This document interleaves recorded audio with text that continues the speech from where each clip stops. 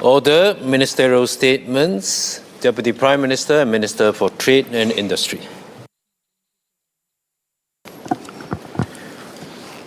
Mr. Speaker, Coordinating Minister for National Security K. Shanmugam, Senior Minister of State for Finance Jeffrey Siow, and I will deliver a ministerial statement each on the impact of the Middle East situation on Singapore. Our ministerial statements will address parliamentary questions 1 to 62 in today's order paper, as well as written PQs 1 to 12 and related PQs filed for subsequent sittings. May I have your permission to take clarification at the end of the three statements? And as this is a whole-of-government approach, may I also seek your permission to allow relevant political office holders to respond to clarifications pertaining to their respective areas of responsibilities? Yes, you may proceed. Thank you, Mr. Speaker. Sir, the conflict between the US, Israel, and Iran has entered its sixth week and spread across the wider Middle East. Within days of the conflict, Iran effectively closed the Strait of Hormuz. It has also attacked close to 20 vessels. Last month, only about 6 vessels on average passed through the Strait of Hormuz each day, compared to around 135 in normal times. President Trump has said recently that the US has almost accomplished its goals in Iran, but it is still not clear when the conflict will end and when the strait will be reopened. In the near term, the closure of the strait has caused a global shortage of energy supplies, including crude oil and gas. Before the conflict, 1/4 of the world's supply of seaborne oil and 1/5 of its gas transited through the strait. More than 80% of these flows were bound for Asia. Such a severe choking off of supply is unprecedented. It is the worst disruption since the 1973 oil embargo. The fuel shortages have caused a surge in global energy prices. Since the onset of the conflict, Brent crude oil prices have doubled from $71 per barrel just before the conflict to a peak of $141. Similarly, spot liquefied natural gas (LNG) prices have also doubled from $11 per million British thermal units or MMBTU to as high as $22. The disruption extends to other key products too, particularly those that use oil and natural gas as feedstock or starting materials. One example is fertilizers. Most fertilizers are made using natural gas, and the Middle East is a key global producer of fertilizers, second only to Russia. Nearly a third of the world's fertilizer trade is shipped through the strait. The supply disruption has led to soaring fertilizer costs. If farmers reduce or stop fertilizer use, crop yields will fall, raising global food prices. Other industries are also affected. This includes aluminium, which is used to manufacture cars, airplanes, and many other products, as well as helium, which is needed for producing semiconductor chips and cooling magnetic resonance imaging machines, or MRI machines. These disruptions are cascading through the global economy. Higher fuel and raw material costs will raise business costs, some of which will pass through to consumers through higher prices. Higher energy prices have also increased transport and shipping costs. Air freight rates between Asia and Europe have almost doubled since the conflict began. This will eventually push up costs of other items, including food and grocery supplies. Rising business costs and consumer prices will, in turn, dampen demand and slow down the global economy. Many Asian currencies have weakened against the stronger US dollar, compounding inflation and growth risks in these countries. All of these pressures could intensify further in the coming weeks. As a small and highly open economy, Singapore will not be able to insulate ourselves completely from this crisis. We must respond with a coordinated, multi-agency effort to cushion the impact on our people and our economy. And this is why we have convened the Homefront Crisis Ministerial Committee, chaired by Coordinating Minister for National Security, K. Shanmugam, and comprising several ministers. We will focus on the following areas. First, securing our supplies, such as LNG and diesel for power, as well as other essential fuel products like jet fuel and motor gasoline. Strengthening our economic resilience by helping businesses to preserve their productive capacity and capability, and facilitating their transformation where necessary. Providing targeted help for those most affected by the crisis, including businesses in the energy and chemicals cluster, platform workers, and low-income families, and helping workers with training and employment support, as well as providing households with broad-based help to address cost of living concerns. Minister Shanmugam will share more later on how we are organizing ourselves to coordinate our national response. So, sir, what do these developments mean for our economy? In February this year, MTI upgraded Singapore's GDP forecast for 2026 to 2 to 4% on the back of strong growth momentum seen in the fourth quarter of 2025, supported by robust AI-related demand. Early data indicates that economic activity continued to be resilient in the first quarter of 2026. However, growth in the coming quarters is likely to be affected by the ongoing conflict. While the conflict impacts many sectors, some sectors will feel it more than others. In manufacturing, the most direct impact will be on industries that rely on natural gas, crude oil, and crude oil derivatives as feedstocks. Our refineries have adjusted by reducing their run rates and brought in shipments from sources outside of the Middle East. Downstream chemical firms will also be affected. Some firms, such as PCS, have already declared force majeure due to upstream supply disruptions. Beyond the energy and chemical clusters, higher fuel and electricity prices will also affect a wider range of industries, including electronics, precision engineering, and other energy-intensive clusters. In services, outward-oriented sectors like air and sea transport, as well as tourism, will be affected by higher costs and weaker demand. On the other hand, domestically oriented sectors such as retail, food services, and private land transport will face higher operating costs, including utility and fuel. Taken together, these sectoral impacts will weigh on economic activities in the coming quarters, although the extent remains uncertain as the conflict is still unfolding. MTI will continue to monitor developments closely and will update our GDP forecasts in May. Let me now move to the impact on Singaporeans.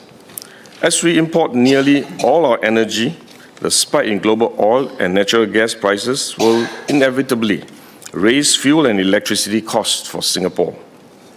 About 95% of Singapore's electricity is generated from natural gas, whose price is mostly pegged to market prices. The regulated electricity tariff, which most Singaporean households pay, increased by 2.1% to about 27 cents per kilowatt hour for the second quarter of 2026. The increase is modest relative to the spike in fuel prices.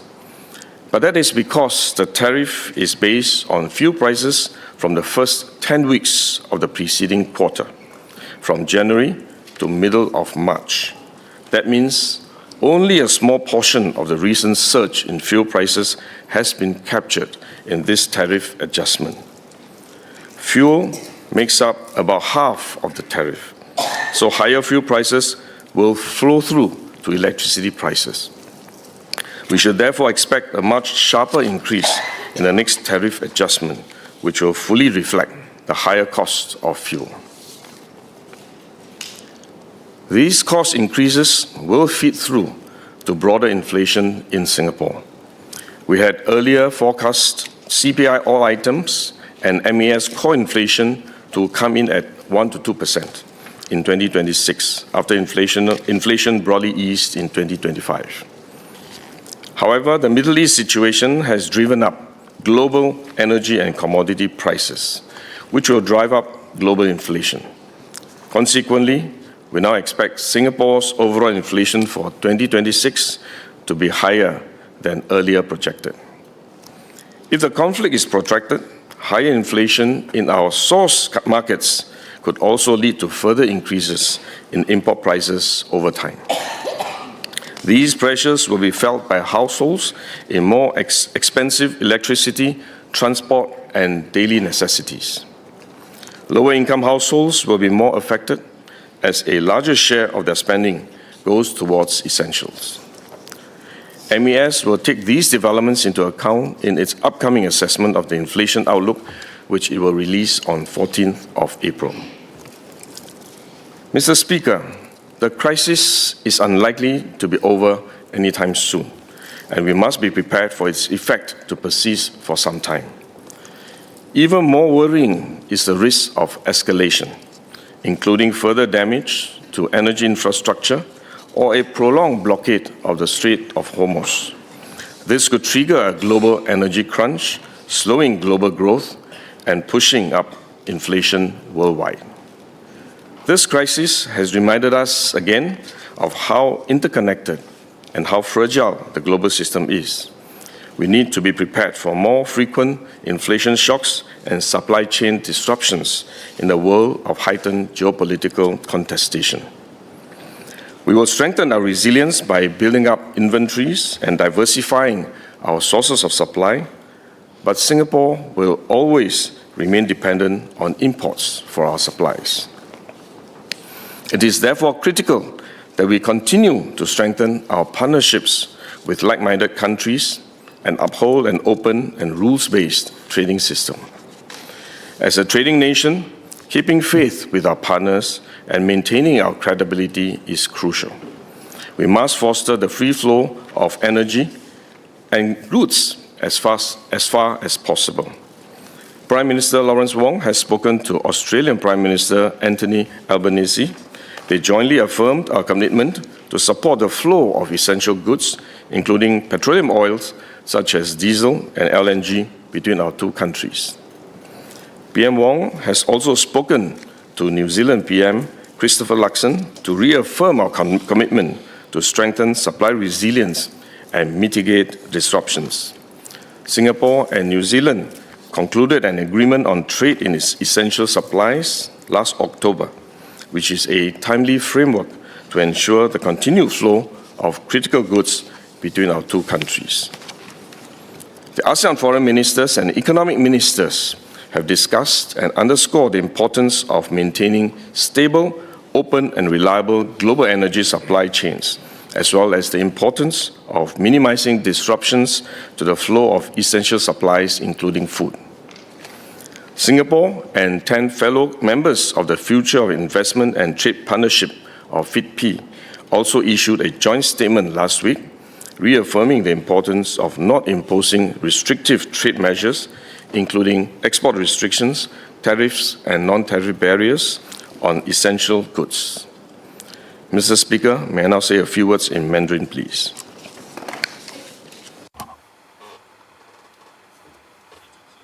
Mr. Speaker, this crisis in the short term will not end. Therefore, Singapore must be prepared as early as possible. As a small and open trading nation, we cannot entirely shield ourselves from the crisis. With this crisis continuing, it will eventually affect our households. We must make sure that the essential supplies will remain stable and also ensure that we're able to put up with this crisis. And for those businesses that are most affected by this crisis, and for those platform workers and for the households, they will be able to get the aid that they receive. We also need to ensure that we can have the partnership trading grants for the workers as well. What is most important is that whether it's for the businesses or for the people, they must also be able to be able to cope with this crisis, the government will coordinate our response and make sure that we minimize the disruption that will bring to the people. In the past, we have gone through countless crises. This time round, we must also make sure we do the same. We must be united to overcome this crisis together. The government recognizes that the impact of this crisis will be felt by households and businesses. We will do what is necessary to support them through this period. Senior Minister of State for Finance, Jeffrey Siow, will share more on our support measures. At the same time, all of us, government, businesses, and households, will need to do our part. Households can do our best to conserve electricity, use climate vouchers to purchase more energy-efficient appliances, and adopt simple measures such as using fans instead of air conditioning, taking public transport instead of driving. Businesses can also conserve energy by tapping on schemes such as the Energy Efficiency Grant and investing in more efficient equipment. Periods of disruption such as this will test the resilience of countries and economies, but they also create impetus for firms to transform, diversify, and deepen their capabilities. We must press on with the recommendations of the Economic Strategy Review, including building global leadership in key growth sectors such as advanced manufacturing and modern services, supporting firms to diversify and internationalize, and accelerating enterprise transformation through technology and innovation, so that our economy remains resilient and competitive in a more challenging global environment. This also means making our energy and supply chains more resilient, deepening partnerships with like-minded countries, and staying open and connected to the global economy. If we stay disciplined, deepen our trust in each other, preserve our capabilities, and use this spirit to sharpen our competitive edge, Singapore will be well placed not only to weather this crisis, but to emerge from it stronger. Thank you.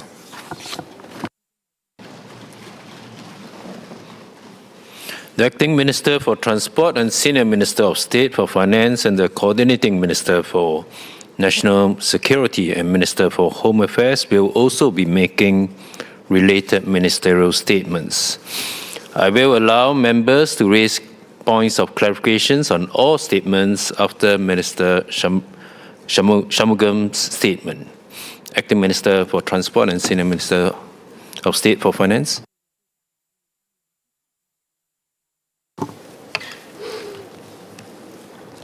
Mr. Speaker, the Deputy Prime Minister has set out how the Middle East conflict will affect Singapore's economy.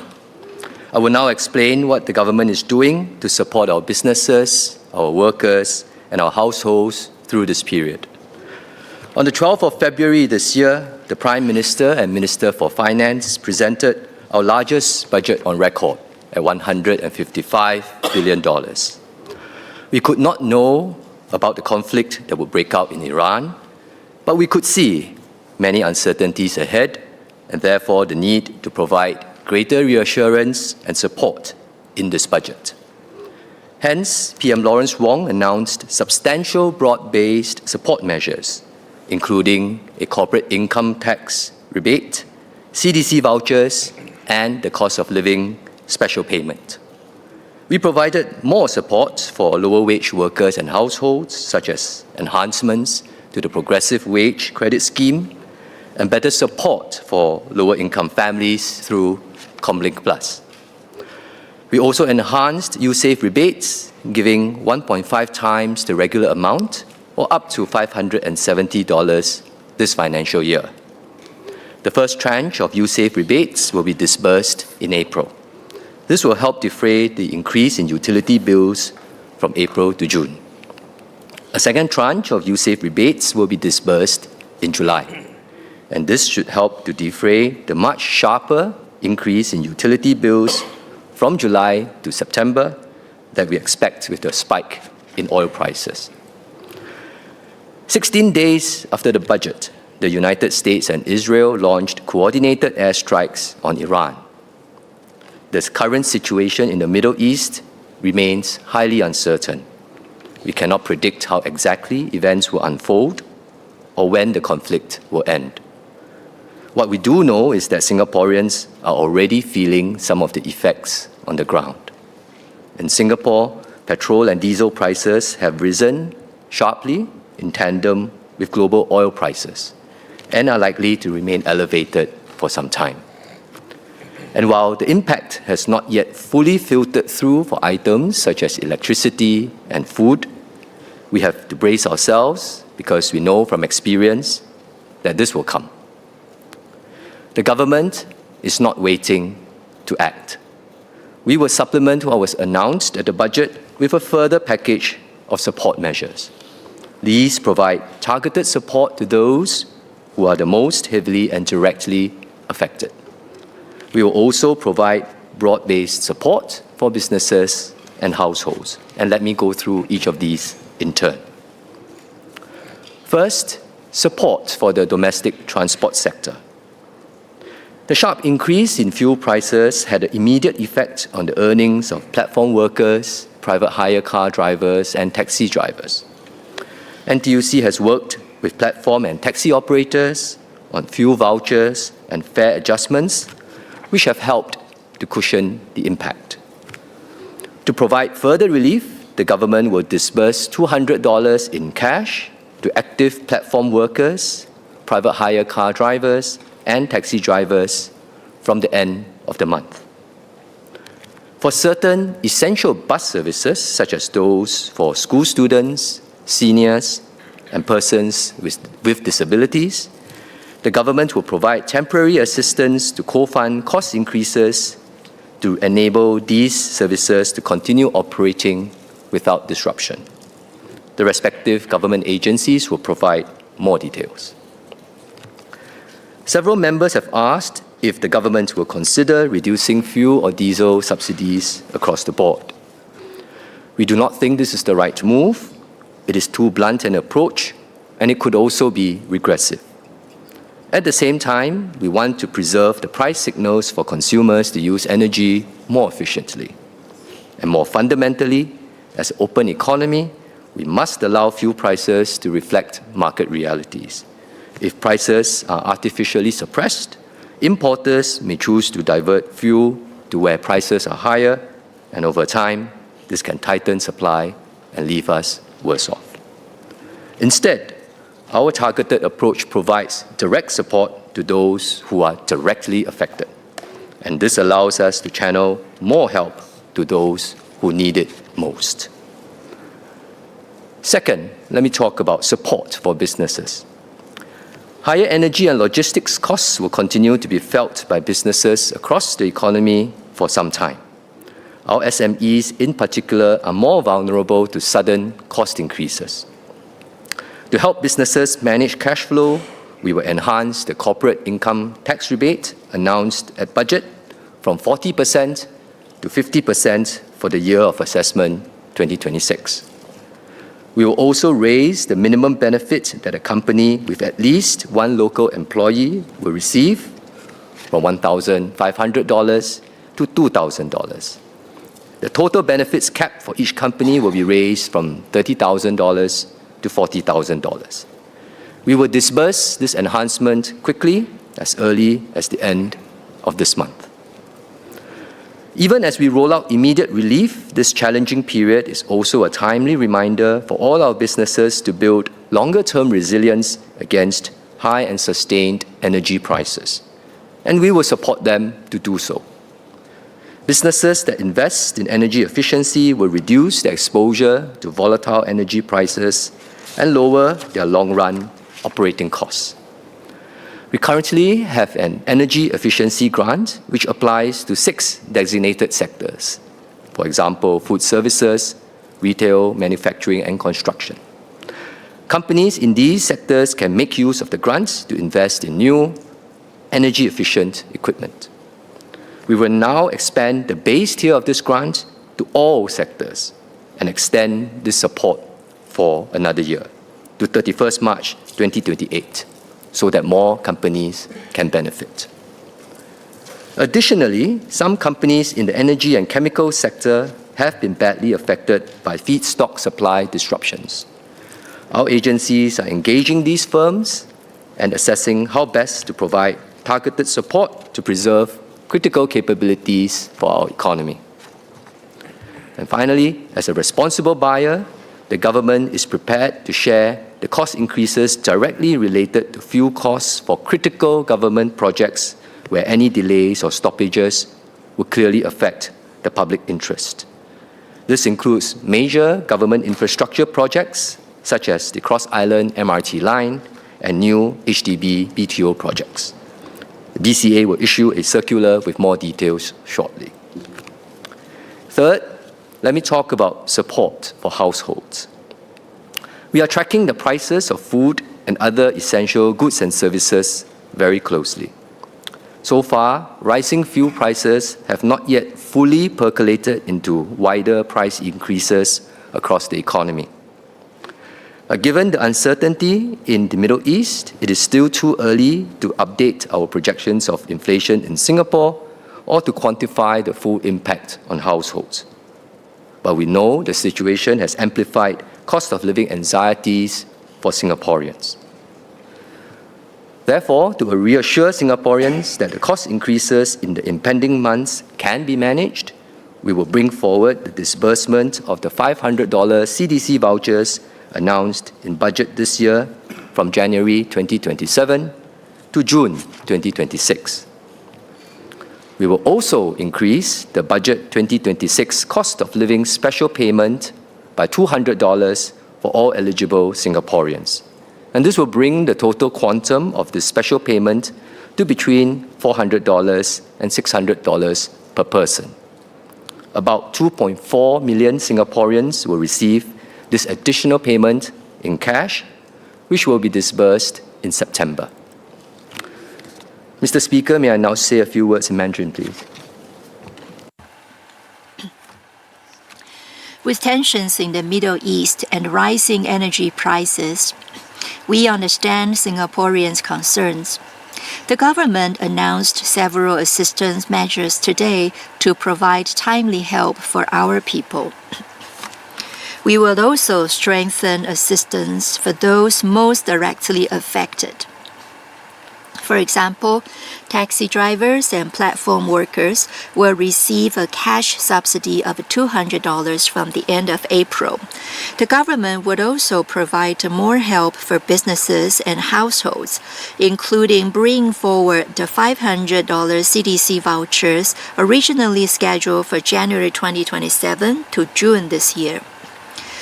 The special cost of living assistance distributed in September would also be increased by $200. We still do not know how long this crisis will last, nor do we know how big the impact will be. But the government will continue to closely monitor developments in the situation and take additional measures when necessary to provide assistance to Singaporeans. The government has always managed national resources prudently and responsibly, building up reserves first to be prepared for any eventuality. Therefore, when crises arise, the government has the capability to help the people and support families in weathering difficulties together, ensuring no one is left behind. Regardless of what kind of crisis we encounter, as long as everyone unites and works together, we will be able to overcome the difficulties. 议长先生 A substantial first response to the energy crisis caused by the Middle East conflict. We do not know how long the conflict and its economic impact will last, but the government is alive to the situation. We have drawer plans, and as events develop, we can put them into action and do more if the situation calls for it. This package adds up to close to $1 billion in additional measures on top of what has previously been committed in Budget 2026. It is much larger than our immediate response in 2022 after war broke out in Ukraine and caused a similar surge in oil and gas prices. To fund these measures, the government will work within the amount approved in the Supply Act last month in the first instance and seek Parliament's approval for the supplementary budget later on. Mr. Speaker, this is neither the first crisis we have weathered, nor will it be the last. What Singaporeans can count on is a government that is well prepared, builds sufficient buffers, anticipates problems, and thus is ready and able to respond swiftly with solutions. We will always make sure that no Singaporean is left to bear his or her burden alone. Thank you, Mr. Speaker. Coordinating Minister for National Security and Minister for Home Affairs.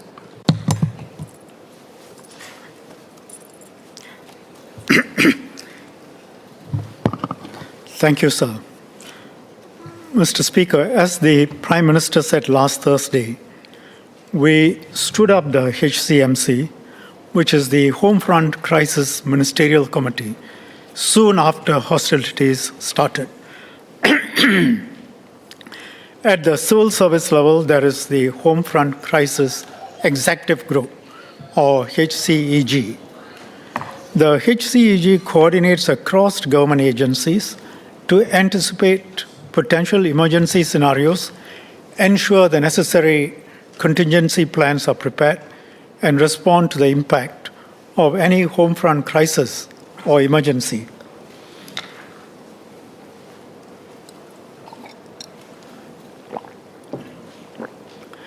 The HCEG reports to and receives directions from the HCMC.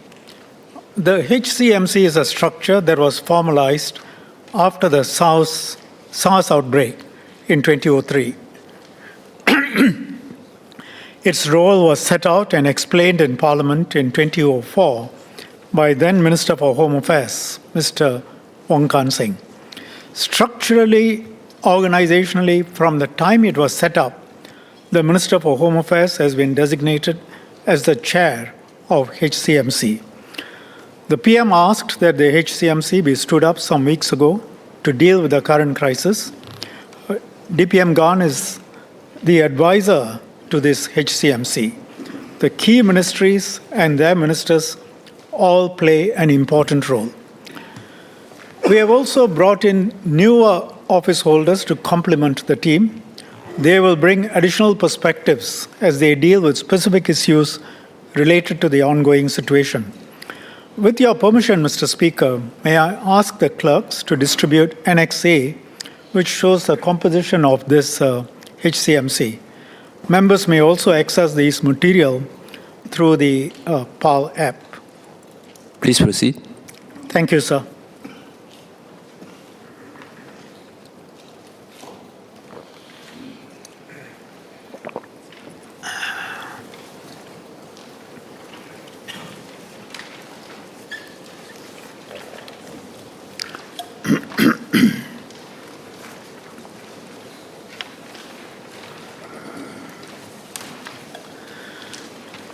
So I'll carry on. There are 13 members in this HCMC, and their names are in the annex. Over the past month, both the HCMC and the HCEG have met several times. The HCMC has been looking at a broad range of issues, including energy and food resilience, including supply chain resilience, resilience for other essentials, security developments, both domestic and external, and support measures for Singaporeans and public communications, and foreign affairs and our diplomatic relations. In response to the heightened threat environment, from the security perspective, we have put in place additional measures. ICA has increased checks at our checkpoints upon the escalation of the conflict, and police have also stepped up patrols at areas of concern. We have also activated contingency plans to repatriate Singaporeans in the Middle East affected by the conflict. Flights were organized by MFA and MINDEF. They were executed at short notice and required close coordination between the ministries. The Ministry of Foreign Affairs began assessing evacuation routes upon the escalation of hostilities, given the possibility of prolonged airport or airspace closures in the region. MCCY and MOIS have also been engaging Singaporean residents in the Middle East, as well as key partners such as the Association of Muslim Travel Agents in Singapore for Umrah and Hajj arrangements in the light of this conflict. You have heard about the impact of this conflict from DPM. I will highlight a few points. More than half our total crude oil imports comes from the Middle East. Prior to the crisis, about 9% of our natural gas would have been imported from Qatar if it had carried on as per normal through the year. Many other critical supplies pass through the Straits of Hormuz, including helium and aluminium. We can no longer rely on such supplies in the same way. I will speak in a little bit more detail about two key sectors. First, fuel and energy, and second, food supplies.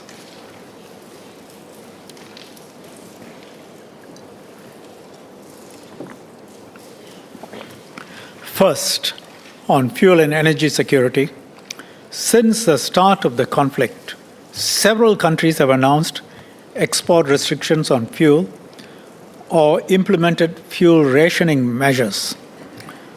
We have not done so far.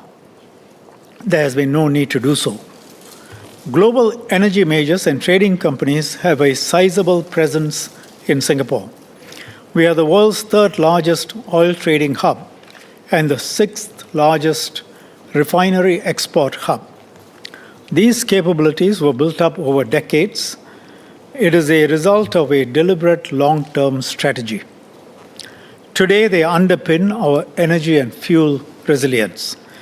Because of this, we are deeply connected to global flows of energy, and that gives us access to diverse sources of energy and fuel supplies.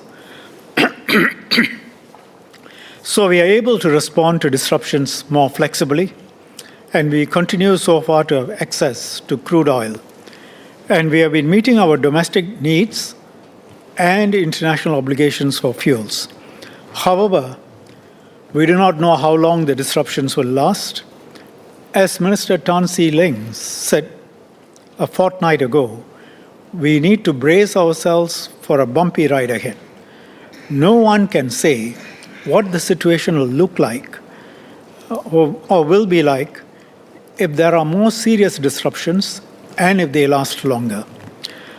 We have secured crude oil supplies from alternative sources, but the pricing is different. We have to pay prevailing prices, which are much higher. Brent crude has surged as high as 70% since the increase in hostilities on 28 February. Singaporeans are feeling the impact in higher prices as fuel and energy costs rise. Prices are likely to remain high even after hostilities cease. Damage to infrastructure in the Middle East will take time to repair. We have already seen damage to large oil facilities in Saudi Arabia, Bahrain, other places. Even if the Straits of Hormuz fully reopens tomorrow, global oil and gas export capacity will not return to pre-conflict levels quickly. In the broader term, we are concerned about broader disruptions to global supply chains, which can affect goods critical to Singapore's economy and essential services. MTI is monitoring the situation closely and working with the industries. As for electricity, we have taken steps to reduce risks to disruption of our supplies to meet our electricity needs. And there are 4 aspects to this. First, our sources are diversified. Apart from the Middle East, we also import liquefied natural gas, LNG, from Australia, which is one of our key suppliers, the United States, and Mozambique. Gasco was set up last year to centralize gas procurement for the power sector. Gasco has begun buying replacement natural gas to replace the disrupted supply from Qatar. Second, While 95% of our electricity is generated from natural gas, our power plants can switch from natural gas to diesel when needed. Third, and relatedly, we have fuel reserves. These reserves comprise a mixture of natural gas and diesel. Some are owned by the government, some are owned by power generation companies. We are also planning to increase our fuel reserves. It will be costly, but we think it necessary. We have so far not tapped on our fuel reserves, nor have we implemented fuel rationing. The Energy Market Authority, or EMA, also requires power generation companies to have pre-arranged contractual access to additional fuel.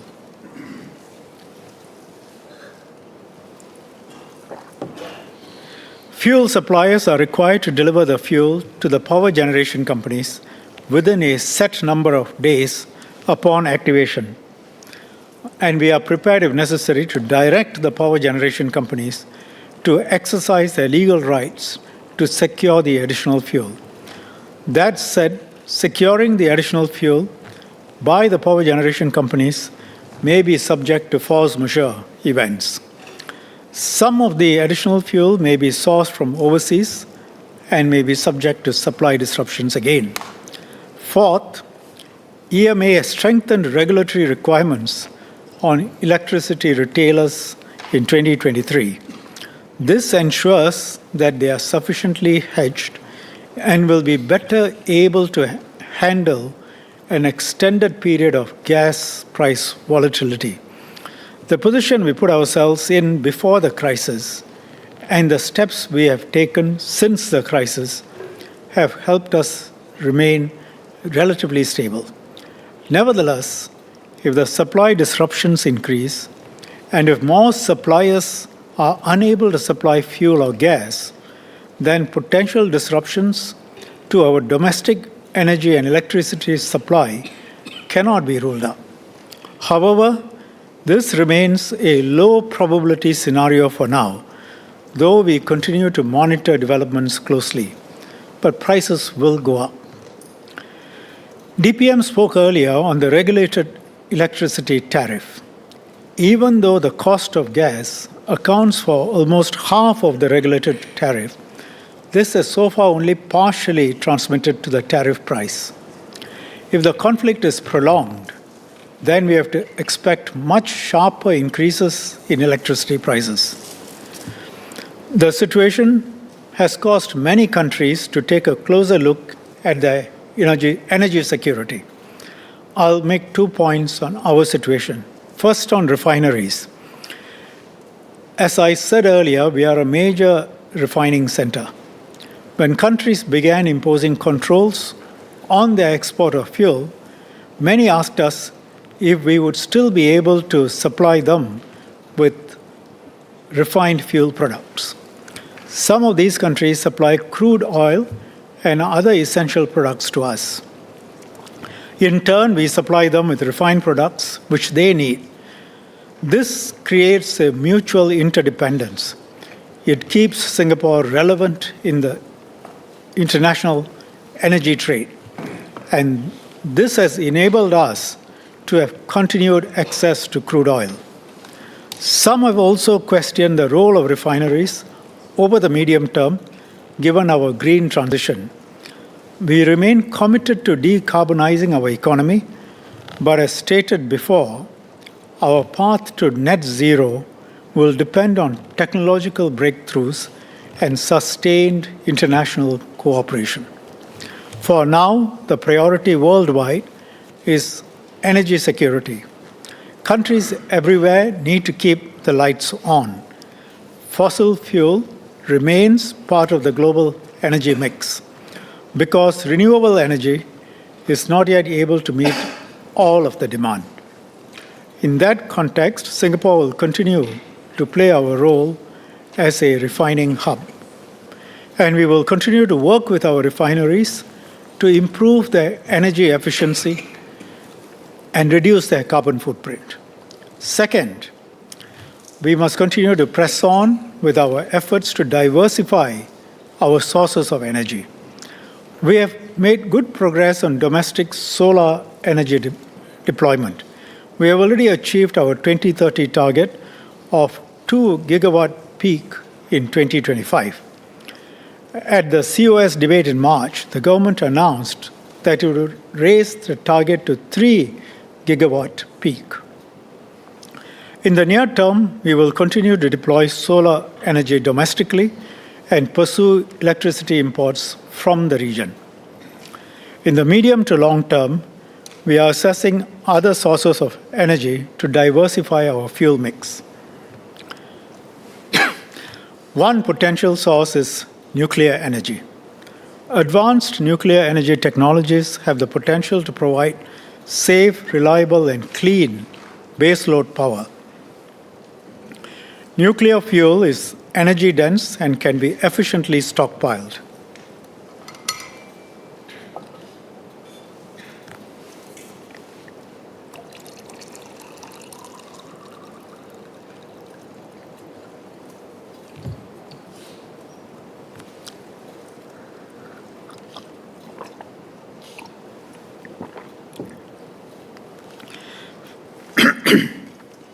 Five uranium pellets, 1 inch tall, can generate the same amount of electricity as one Olympic-sized swimming pool of natural gas.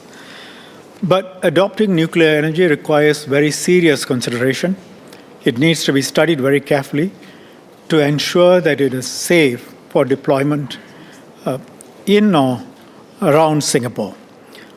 We have been building up the technical expertise to evaluate the technology as it develops, and we are partnering overseas governments and companies who are leaders in this field.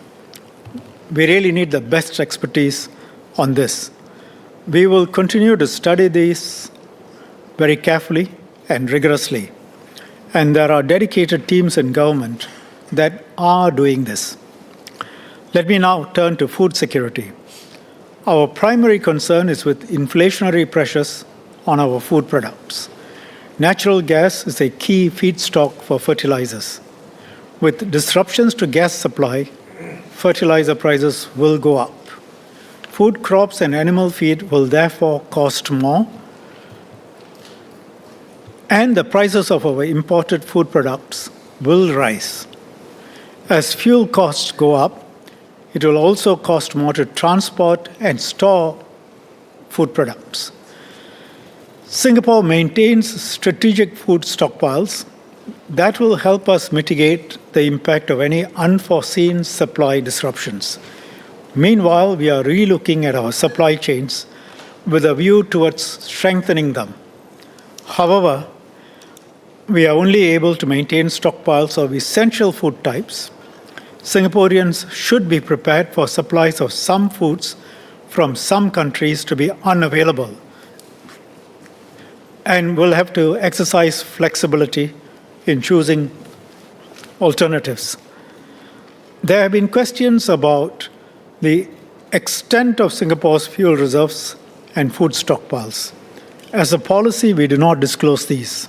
That is deliberate. Disclosing such details would reveal where our limits lie, and that could be used against Singapore in times of crisis. What matters is that we have sufficient buffers and contingency plans in place, and we regularly review and strengthen these arrangements to ensure that they remain robust. So, in conclusion, the HCMC will continue to closely monitor the situation. We will respond as a whole of government to take care of Singapore and Singaporeans. We will work together to get through the crisis and emerge stronger, as we always have. Thank you, sir.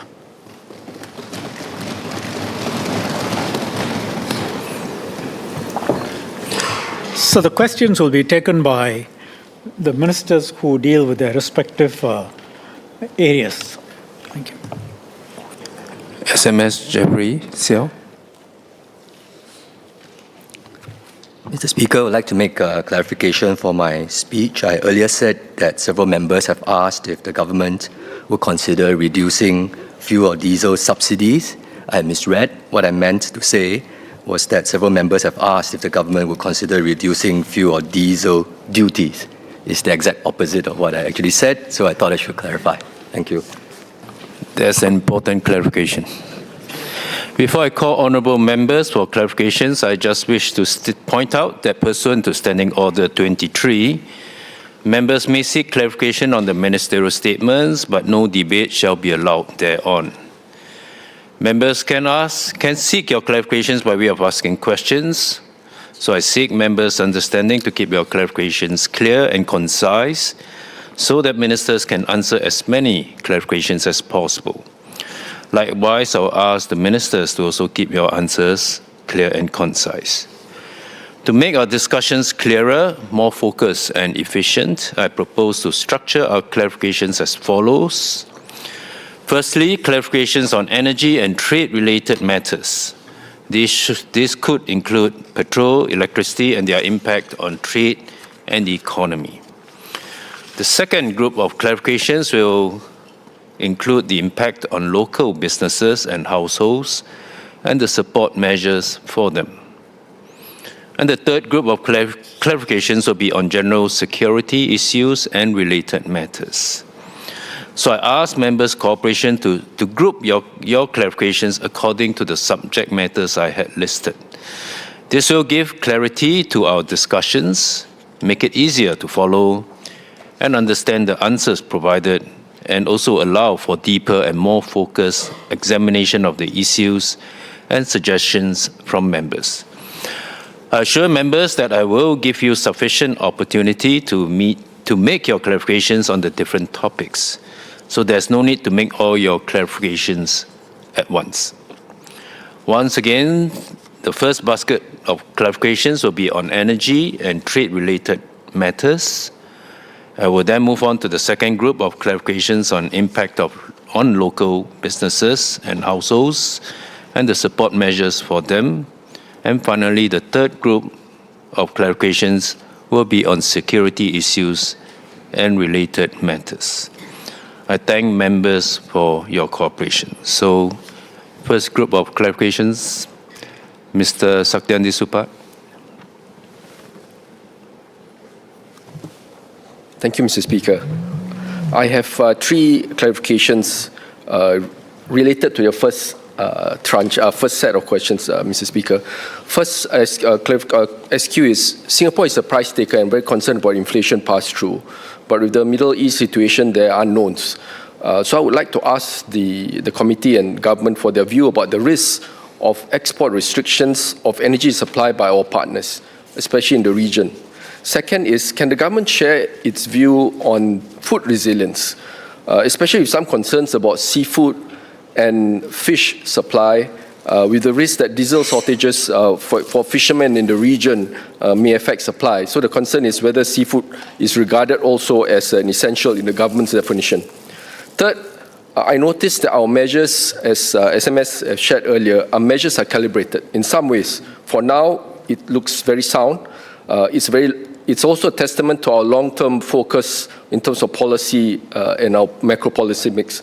My question is, our macro policy mix to address this supply shock is very clear, but what is the likelihood of the inflation pass-through continuing into 2027 and even into 2028? And if there's a need for off-budget measures when future tranches are needed. I think SMS mentioned there's always a possibility and ability to do that, but what's the possibility of off-budget measures coming? And lastly, our ability to maintain our strong Sing dollar policy to mitigate imported inflation. That has always been the case, but I think going forward, I'm aware that MAS will be releasing its policy statement in April later on, but I think it's very important for us to continue to maintain our strong Sing dollar policy to control inflation pass-through. And I've started earlier, inflation pass-through is of utmost importance to me. Thank you.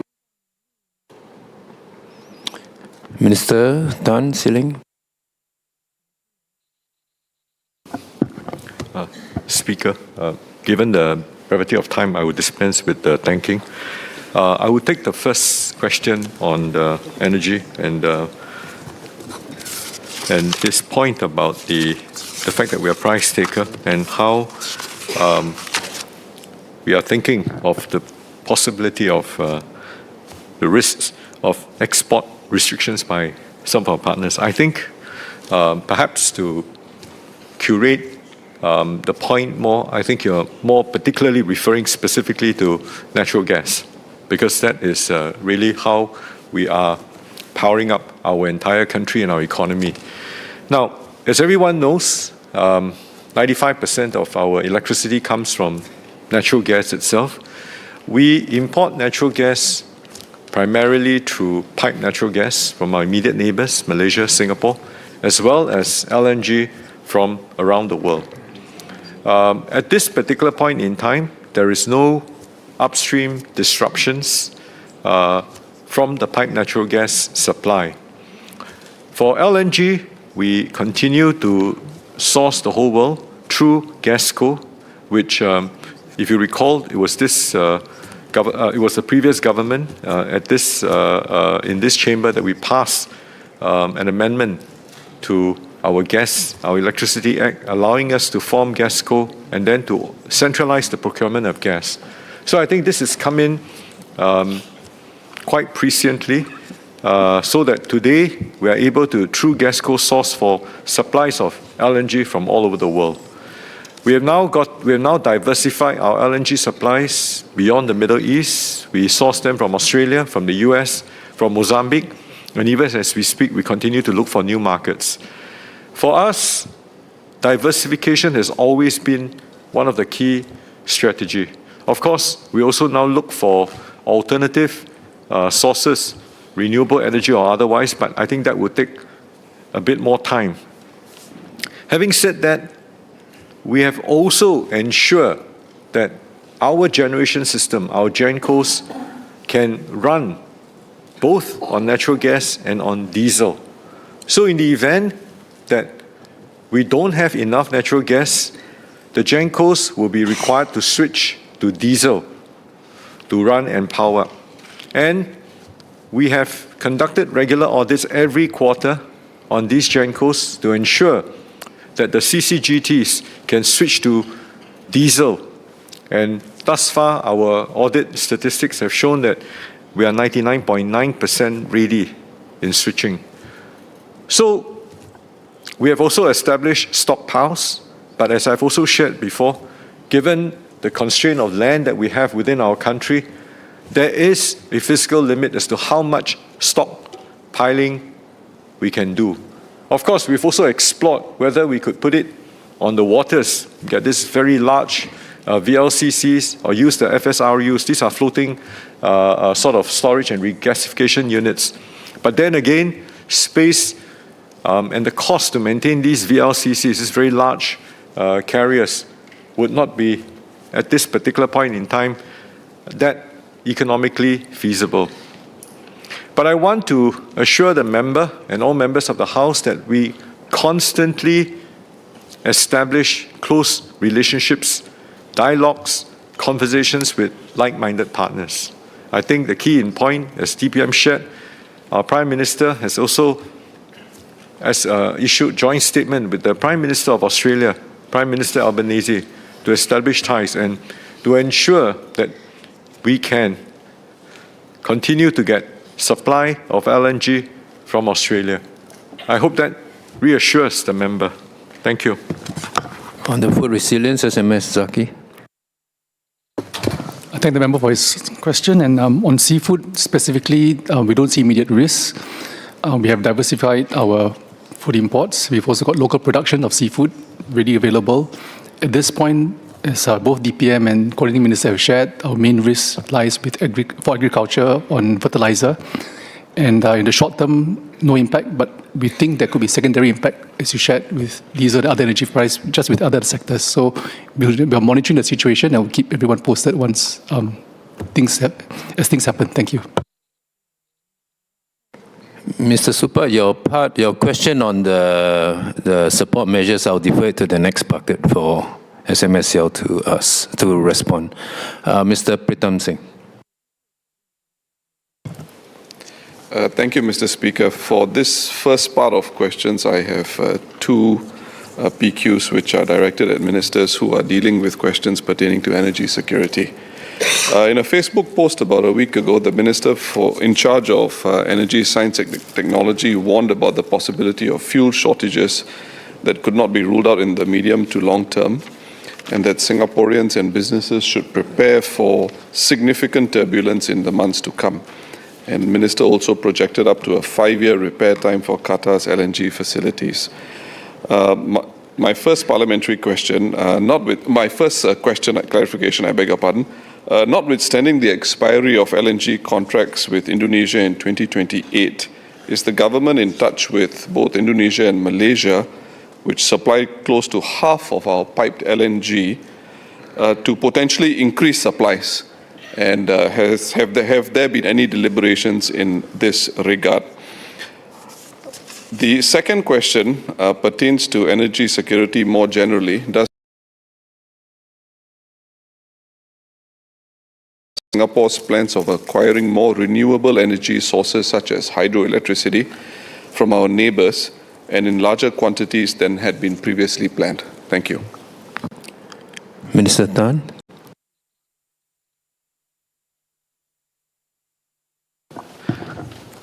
I mentioned the fuel shortages potentially ahead because the trend of the escalation of the crisis in the Middle East is very real.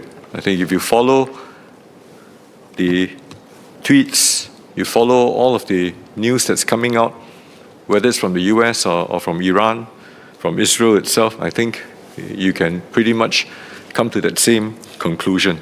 So I think it's important for us as a country that while we can take some calm, but we should also be very pragmatic and very real about what the challenges are.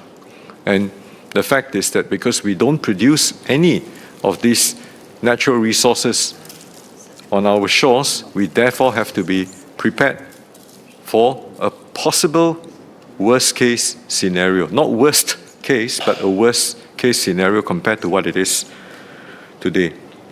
And to that end itself, we constantly reach out to our immediate neighbors to talk about PNG, the continuous supply of PNG.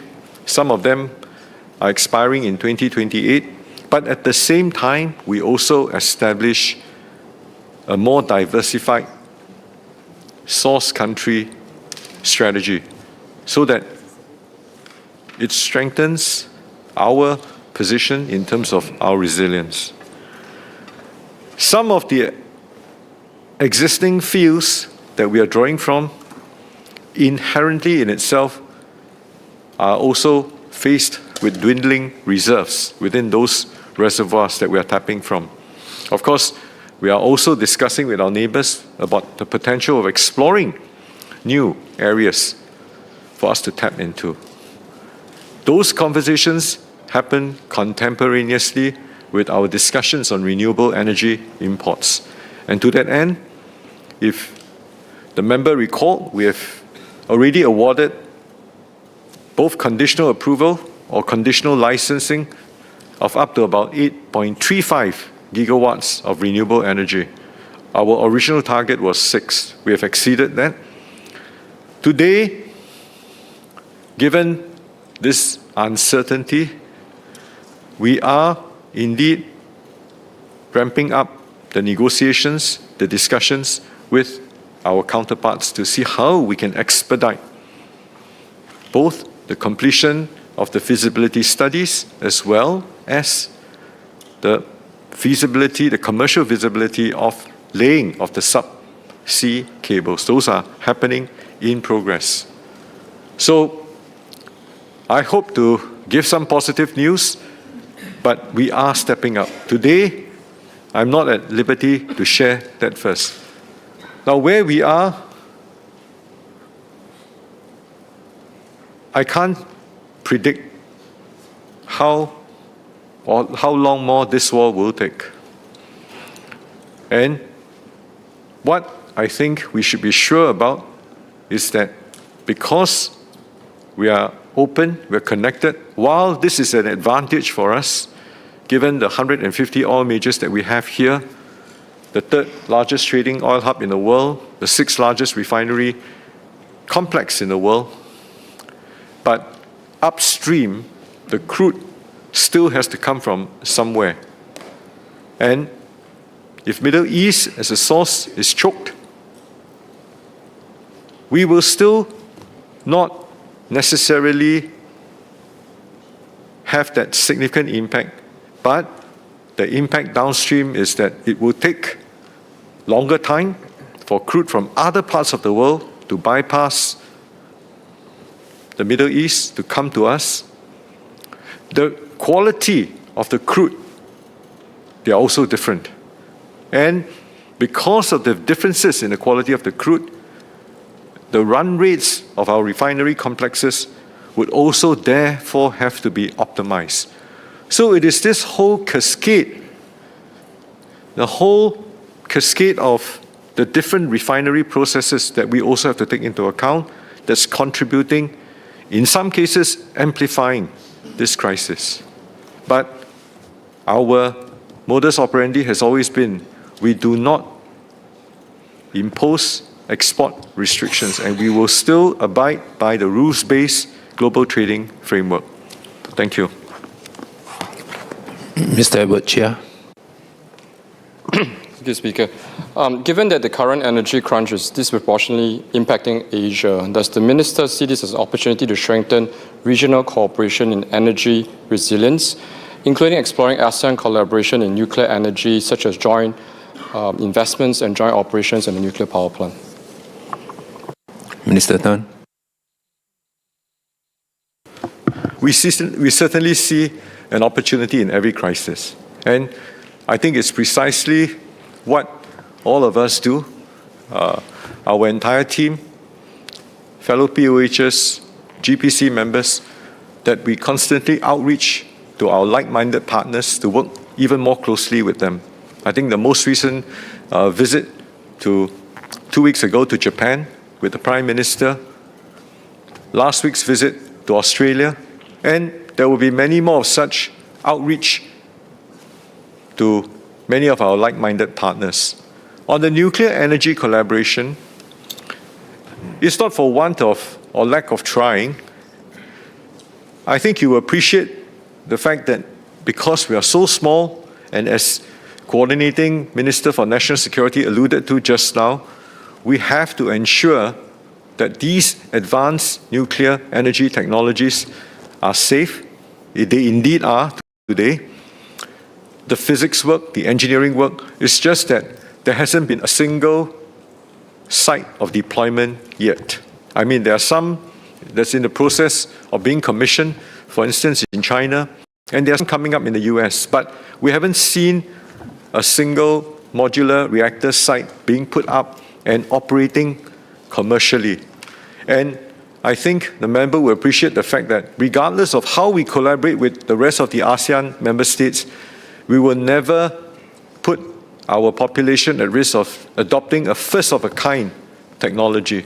We can be a fast adopter, but we cannot be the first-of-a-kind mover.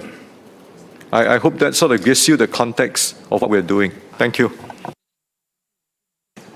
Mr. Leong Eng Hwa. Sir, my question relates to the sharp spike in the diesel prices. Diesel prices is now north of $4 per litre, even more expensive than petrol. A very unusual phenomenon. And so I want to, and it's severely impacting many of the transport, logistical business, construction business sectors as well. So can I ask the Minister if he can share why this phenomenon of diesel being more and more expensive than petrol? Minister earlier shared that the government's gencos can actually switch from gas to diesel. So is that the reason why diesel has gone up, because of the government procurement of diesel? So more importantly, what can the government do to help businesses that depends on diesel, which is a low-cost fuel for their businesses to do their deliveries, including construction sectors? So I'm particularly happy that Acting Minister Jeffrey Siow had just said about this construction sector for the critical public sector projects. We will be co-sharing the cost increases for diesel. So how can we enable or incentivize our other businesses to do that to help companies that are impacted by the cost increases of diesel? Thank you. Minister Tan. Our diesel prices have risen mainly due to global factors. I mean, the ongoing tensions involving Iran, as I've said a few times already, significantly increase the uncertainty and, of course, the risk to oil supply, and it pushes up the crude oil all over the world. Now, if you compare diesel, actually diesel is a very versatile fuel mix because there's strong demand from transport, from shipping, industry, and there's also some limited refining capacity that is possible using diesel. And as I've shared with you, even our CCGTs, which the Gencos use, can use diesel as a sort of a backup. So it's a very versatile use. Now, you appreciate the fact that it's also easier to store diesel compared to natural gas. Because natural gas, the boiling point of natural gas, I think it's probably about minus 150 over degrees Celsius. So to keep natural gas, you need that energy to keep it at that level. And if you put it in a FSRU, there's a lot of boil off of that gas, so you got to use it. So LNG is not an easy fuel for you to store, unlike diesel. So when you talk about stockpiling, of course, a significant proportion of that amount is in diesel. So you can appreciate that because of the versatility, and in farm tractors in many of the agrarian countries around, that emphasis has always been on diesel. And so that's why it has risen faster compared to petrol. As far as the rollout of support measures, SMS, Acting Minister for Transport, Jeff Siow, has already shared what are the measures. MTI will continue to keep a close watch on this space, and if need be, the government will not hesitate to come in to act to help. Mr. Pham Lee Pauzi.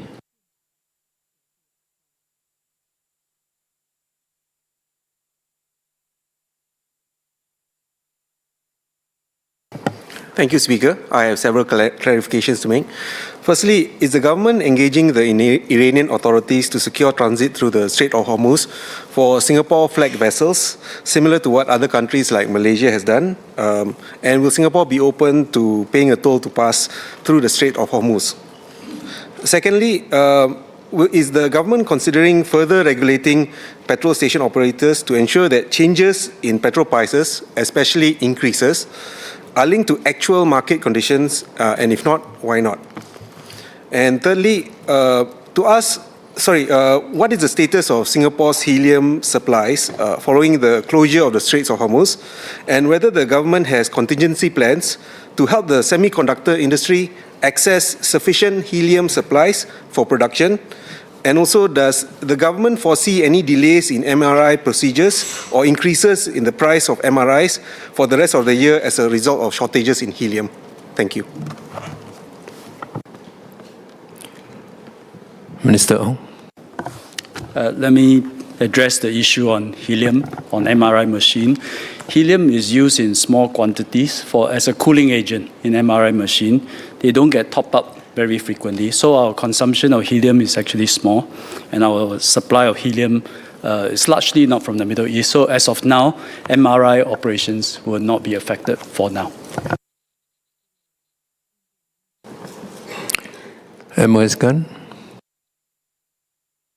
I'll take the question on helium on semiconductor. For semiconductor sector, helium is used mainly in wafer fabrication for heat management, cooling, and process stability. Now, by and large, the wafer fabs here have a multi-source strategy for helium supplies, and wafer fabs in Singapore in particular, they have so far not expressed immediate operational impact, but have started to activate more alternative supplies. And we will continue to work closely with the industry to monitor their needs. Thank you. The question on security, the part about Straits of Hormuz and Iranian, Minister Vivian, you want to answer now or you want to do it at the last part? I suggest we do it at the last part, yeah. All right, Mr. Fauzi, I'll direct the question back to Minister Balakrishnan later. Mr. Fu Zhexiang. Thank you, Speaker. I declare that I work in the logistics arm of the port. So I have two clarifications. First, will the measures to support the domestic transport and critical sector extend to the logistics and supply chain sector, such as the hauliers as well as the port, because this is certainly a critical sector during this period? Second, SQ. The war accelerates a fundamental global supply chain shift that has been happening for several years, away from cheapest, fastest, and the leanest to safest, most resilient, as well as the most trusted. So the ESR recommendations are timely and should be implemented swiftly. But my question is, are they bold enough and do they go far enough in view of what has just happened in the Middle East? Will Singapore be able to not just survive disruption, but thrive because of it as a reliability hub for our region? Thank you. M.Y. Skan. Speaker, I'd like to respond to Mr. Fauzi's earlier question on petrol prices at the petrol stations. Now, Singapore has a competitive and open economy, and prices naturally will fluctuate in response to various factors, including changes in global supply and global demand. The government does not dictate the prices or price changes of businesses so long as the prices are set independently. Instead, the government's approach is to ensure that the market remains competitive. Now, for the petrol stations, we also know that there are several players in the market. At present, there's no evidence to suggest that the market structure is not competitive. The entry of Synergy, operated by Union Gas, is also an encouraging sign as it provides more choices to consumers. The Competition and Consumer Commission of Singapore will continue to watch closely the pump prices to make sure there is no anti-competitive behavior by the businesses. Acting Minister Jeffrey Siow. Mr. Speaker, let me respond to Mr. Fu Zhexiang's two questions. The first is on the port and port services and whether they can be considered as critical services. As I mentioned in my speech, what the government agencies will do is to assess whether or not such services are critical parts of what we have to do, and whether the direct impact of these services are due to the rise in prices. So in this case, MPA will assess that and make a case to MOF for support. On the economic strategies review, indeed, I agree with the member that there are opportunities for us to look at. The ESR is a plan for us to remake our economy for the next 5 to 10 years. It's a long-term strategy. But one of the key things that we are looking at through the ESR is how to strengthen Singapore as a hub of flows. And I think the energy crisis reiterates for us how important that strategy is, because it's precisely because that Singapore is in the middle of energy flows that we are able to have energy security and to be able to be in the position that we are in. Thank you. Associate Professor Kenneth Goh. I thank the ministers for their responses. Just wanted to clarify, in modeling some of these scenarios regarding our fuel sufficiency, I was wondering if these assessments include more materially longer or more severe kinds of scenarios than that we typically model. And on the and whether or not the price reflects supply and demand, whether there is a price threshold and the duration for which the price of the commodities are sustained for, that we are monitoring before we implement more rationing measures. So. Minister Tan. We simulate models across chronological parameters as well as geographical parameters. So our simulations run particularly for power generation. Our scenarios run on if one region is completely choked versus two regions versus multiple regions. And we built that simulation accordingly. I am not at liberty to share that part because it's a function of our own national security. For the other simulation, we have simulated based on a 3-month, 5-month, 1-year window. And the parameters, of course, goes into a lot of details in terms of which are the sectors that's most exposed, and then which are the cascading effect sectors that get indirectly influenced, and then the more domestic sectors getting influenced. So there are multiple simulation scenarios. One of the key things is that our civil servants are very, very well adept in managing all of these different scenarios. And like I said, I cannot go into the details because it's a matter of our own security. Thank you. Ms. Polisan. Thank you, Speaker. I have 3 SQs. SQ1, what is the government's assessment of the overall food supply situation, and how will the government stabilize the prices of essential food items and curb profiteering so that seniors and also low-income families can still afford their meals and food expenses? SQ2, the local bus transport companies are badly affected by the surge in diesel prices, and they are running diesel cost increase of more than $1 million per month for some of them. However, they are also bound by the prices locked in their contracts and are not able to increase their prices. These local transport companies are essential to ensure our workers can get to work on time. Other than transportation for school children and people with disabilities, how would the measures help such local transport companies tide through this crisis, especially if the war prolongs? SQ3, jet fuel supply has been severely affected and fuel prices have surged dramatically. The Sustainable Aviation Fuel Levy has been postponed to apply for flights from 1st January 2027 onwards. How will the impact on fuel supply and fuel prices impact Singapore as an air hub, especially if the war prolongs? Thank you. MOS Gun.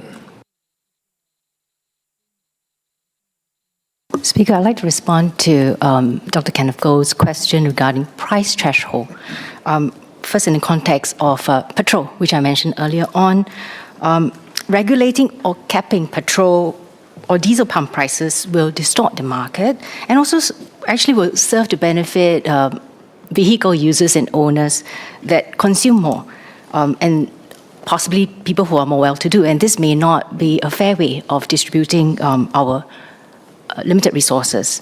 It will also reduce the incentive for Singaporeans as well as businesses to switch to more energy-efficient modes of transport. Instead, what the government's approach is to ensure that our fuel market remains well-functioning and competitive so that fuel companies are incentivized to compete, innovate, and become more efficient. Now, on electricity prices, whether there's a price threshold, the electricity prices is something that the government will continue to watch closely because it affects households and businesses directly.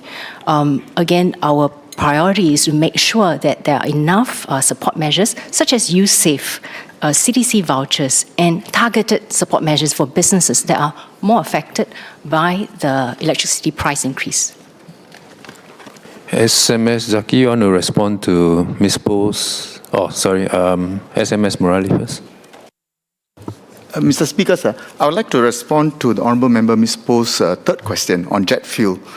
We are working with the aviation stakeholders to monitor the fuel supply for aviation hubs carefully to ensure that it remains stable.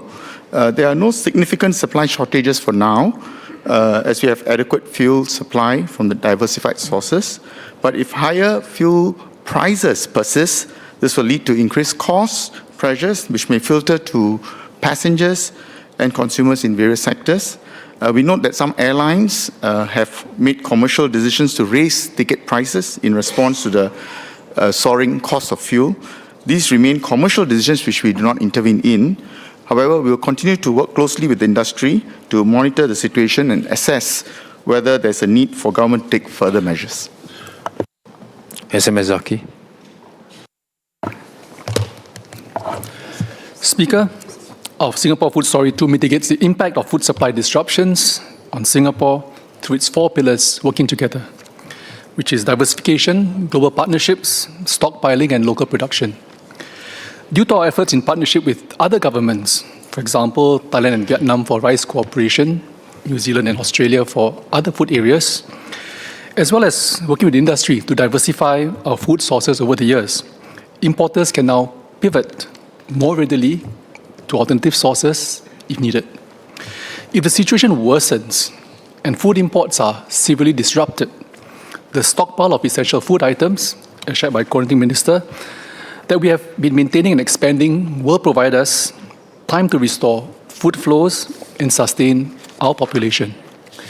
Finally, local farms can increase their production and provide us with a regenerative source of fresh food that is maintained during prolonged disruption. This multi-pillar approach ensures that Singapore is able to meet our food needs and Singaporeans can continue to experience reasonable normalcy during disruptions. However, we also have to recognize that in a crisis, we will have to prioritize our efforts. It will not always be possible to have everyone's favorite food or favorite brand in every disruption, but what we can do is to provide the assurance of food supply where it matters most. The government is monitoring the developments in the Middle East and its impact on Singapore's food supply closely. Singapore imports most of our food and from many different sources. We have 180 countries and regions that we import from. The Middle East accounts for less than 1% of our total food imports, and food coming from major ports such as the Straits of Hormuz accounts for even less, at less than 0.5%. In the near term, there is no imminent risk of food supply disruption to Singapore.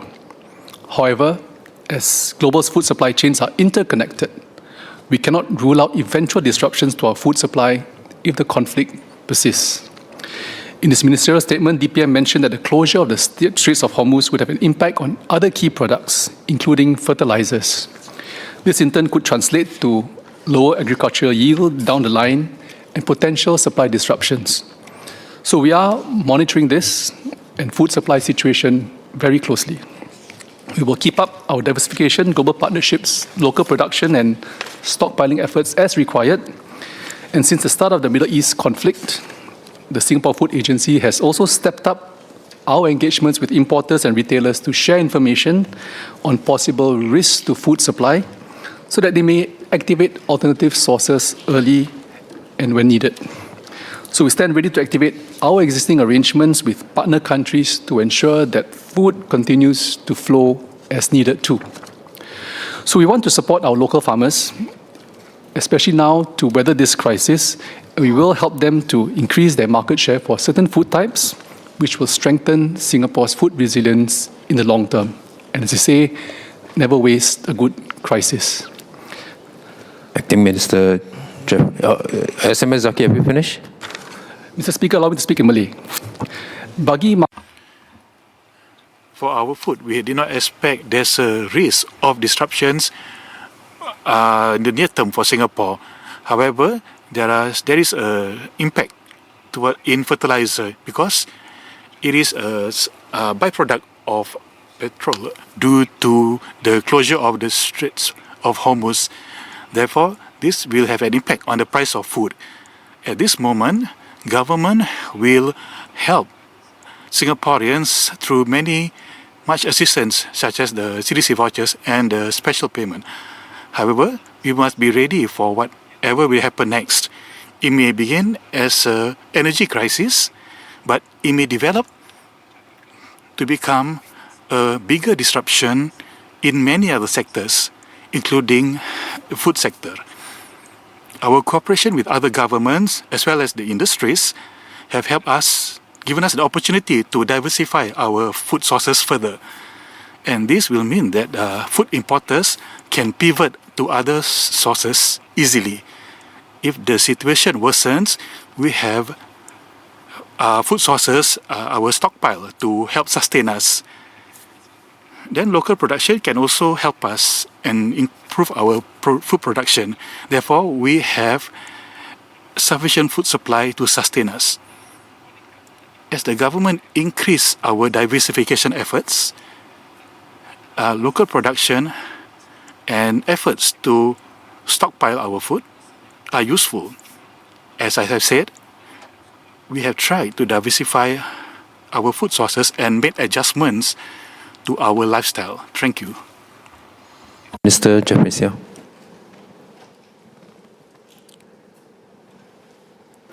Mr. Speaker, I would like to just quickly respond to Ms. Polisan's question on local bus services.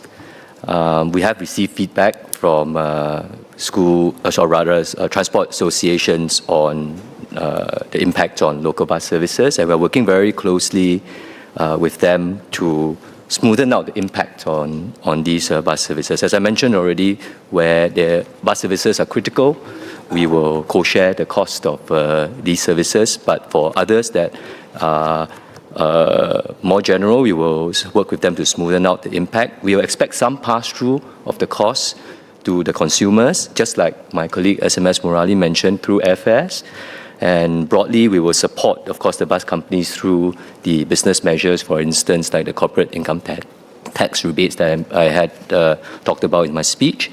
And also on the consumer side, we are also supporting, obviously, through the payments like cost of living, special allowances, which can be used to defray some of these costs. Thank you. There are still many members who have raised their hands. Can I again request members for this first bucket, keep it to the energy, trade and industry matters. We will move on to support measures after this. Mr. Gerald Giam.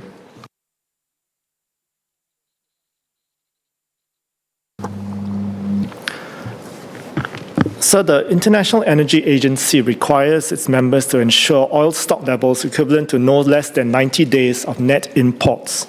While we are not an IEA member state, this is a widely recognized global benchmark for emergency energy resilience.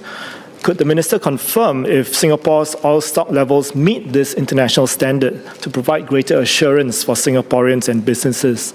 And I'll note that I'm not asking for us to reveal all our cards, but just our adherence to this international standard. Minister Tan.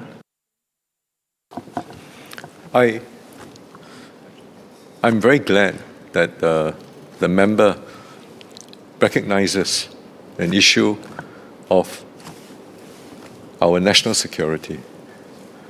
I think suffice to say, I've put it on record that we have supplies to last for months, and we will keep it as that. But I also would like to use this, Mr. Speaker, sir, if I may, in Mandarin. Our energy, 能源取之. It's difficult for us to secure our energy. Therefore, it's very important for us to cherish the energy resources.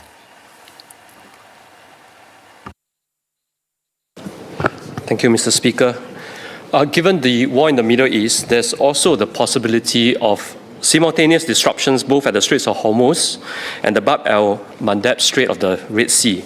So, could the government elaborate whether such a double chokehold situation are explicitly considered and what are the consequences? How do these scenarios translate into preemptive measures that safeguard both supply continuity and household affordability? Thank you.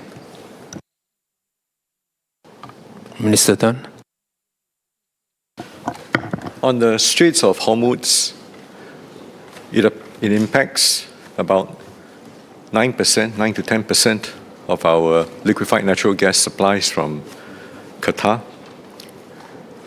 We think that a simultaneous choke or blockage of the Red Sea near the Gulf of Eden, where the Houthis from South Yemen, is also something that I did highlight in my Facebook posts about a week ago, would not have a significant impact because it primarily impacts supplies coming from Europe through the Suez Canal. Many of them are pharmaceuticals. They actually come in through air.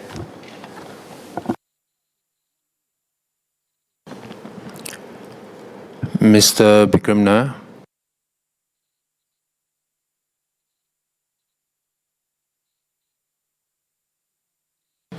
Thank you, Mr. Speaker. Now, I note that amongst the different sources of energy, diesel prices have risen much higher than electricity prices. And diesel, of course, fuels many commercial operators, including buses and lorries, which feeds into many other sectors. So, does the minister think that this is a good time for operators of commercial businesses to switch from diesel trucks and lorries to friendlier EV versions? And if so, would any incentives be given for such switches to make it easier to change capital, which is, of course, a long-term investment? Thank you. Minister Tan.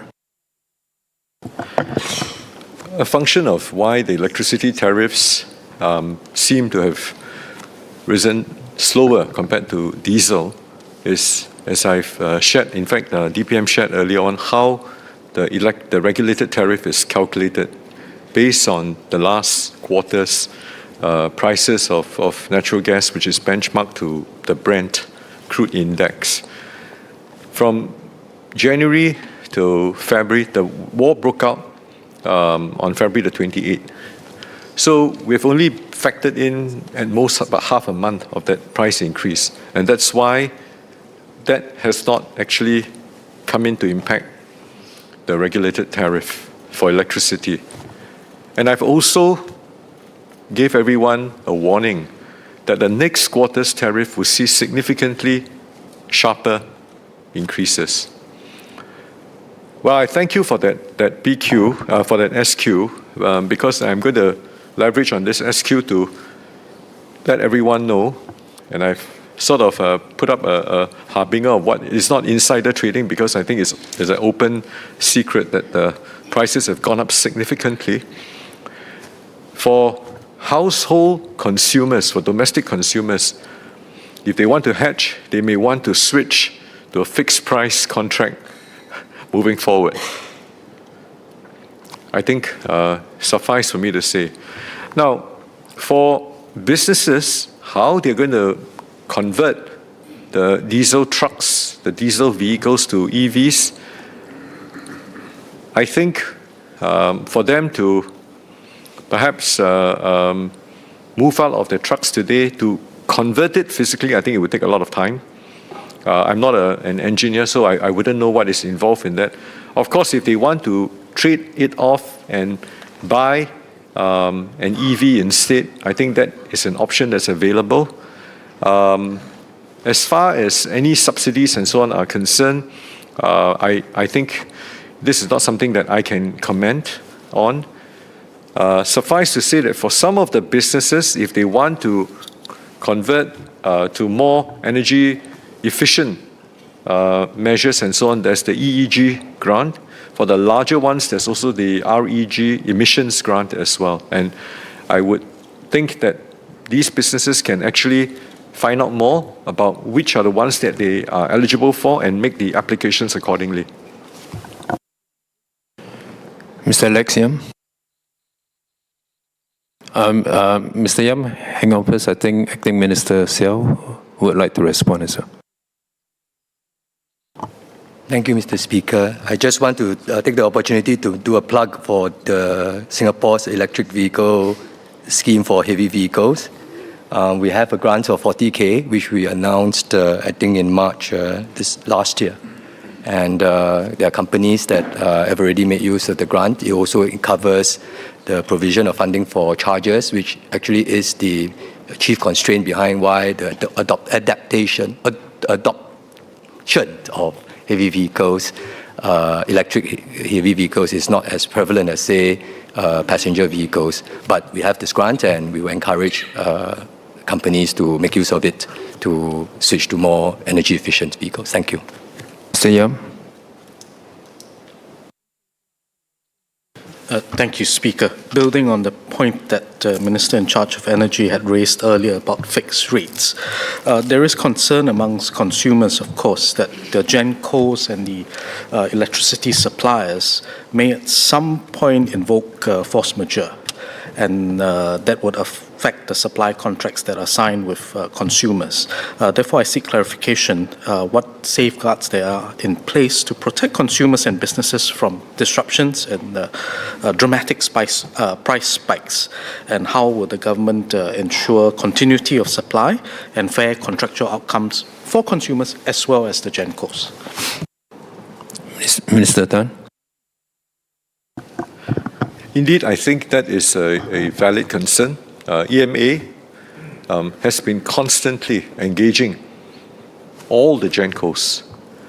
Now, today, supply at this point in time is not an issue because we have got GESCO, which is source for supplies, and diversified the various sources of supplies quite broadly. If anything at all, I think the force majeure portion comes because the pricing of these cargoes, these LNG cargoes coming in, has gone up significantly compared to pre-crisis time. So many of the contracts that they were locked in, they can no longer supply because obviously the feedstock has gone up significantly. And this is where EMA has stepped in to form the bridge between these large consumers together with the GenCos. Our sense today is that the domestic consumers, because they actually form not a very big part of the GenCos exposure. I think, if I'm not mistaken, and I have to check this, but I think they are at less than 4 megawatt, for the entire year itself. So I don't think they will be affected that much. But nevertheless, I think my warning, my exhortation still stays, and that is the next few quarters will see significantly increase in tariffs itself, and it's something that all of us collectively will really have to take note of. We should not expect that the 2.1% increase in tariff for this quarter, I am able to hold it. So I think it's just something that is food for thought for everyone. Thank you. Associate Professor James Lim.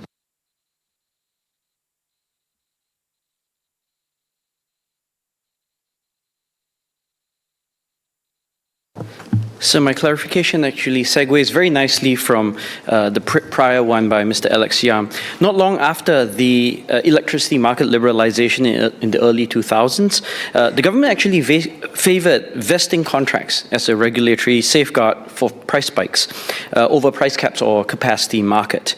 Now, I believe such contracts were eventually expected to be phased out once sufficient competition was assured. And I understand that this tool is meant to regulate competitive pricing and not crisis-related shocks. Nevertheless, given the current developments, I wonder if the Minister would be willing to share if the mechanism is still in play today, whether it covers the full extent of electricity demand in Singapore, if this mechanism is indeed active for the current Hormuz crisis, and if so, what's the current gap between the vesting and wholesale market price? And finally, how much he believes the safeguard has passed through to the open retail market, given that price increases observed in February were about 10%. Minister Tan. As I've shared earlier on, for those GenCos which have entered into very long vesting contracts, I think some of their clients and customers would already find it hard to keep and maintain those kind of pricing, and hence these are the ones that we are currently managing to try and understand the impact. I don't have the full details, and it is actually this group potentially that may invoke the FM clause, which is the force majeure clause itself. Having said that, today, a lot of the cargoes that we are buying in are on spot price, and that accounts for why that huge spike, because obviously the Straits of Hormuz, Qatar has invoked force majeure. I think on one or two of the cargoes, Shell has also invoked force majeure. So for us,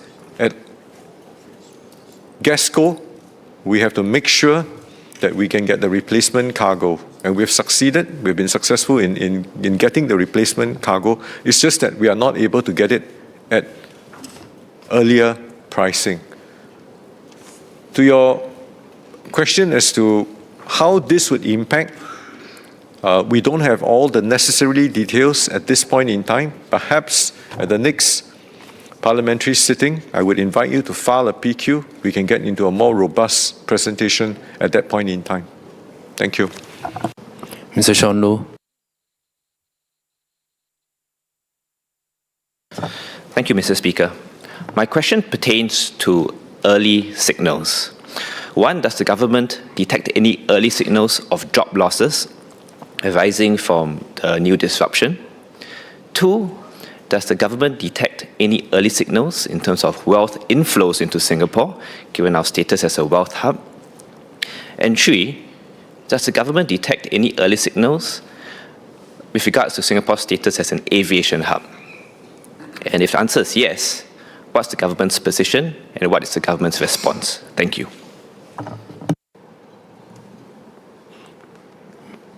Minister Tan. Mr. Speaker, sir, I can just talk about jobs. In case you're wondering, I'm still the Manpower Minister. Notwithstanding the entire discussion was just on energy. What we have done is to work very closely with MTI, EDB, for the affected power generation, refinery, the energy-intensive emission sector, to ensure that there's no permanent scarring. We will continue to help workers in those particular sectors itself. Now, we have not completely ironed out the plans. Again, if the member is interested, he can file a PQ, and we can actually elaborate on that more. For the rest of the signals, perhaps I can invite my other colleagues to take on that question. Thank you. SMS Murali. Sir, I'd like to answer the Honourable Member Mr. Low's question on the status of the aviation hub. There have been some flight disruptions. Most of Changi Airport's flights, apart from the disruptions, most of Changi Airport's flights have been operating normally. The disruptions have been limited to some Singapore Middle East passenger and cargo services. Airlines have also added flights between Singapore and other regions, such as Europe, to cater to demand in the wake of the reduction in flights to the Middle East. The situation now still remains fluid and uncertain. It's too early to determine if longer-term network reconfigurations will take place. We will continue to work closely with the industry to monitor the situation. And thank you. DPM Gun. So let me just give a quick answer on the wealth hub.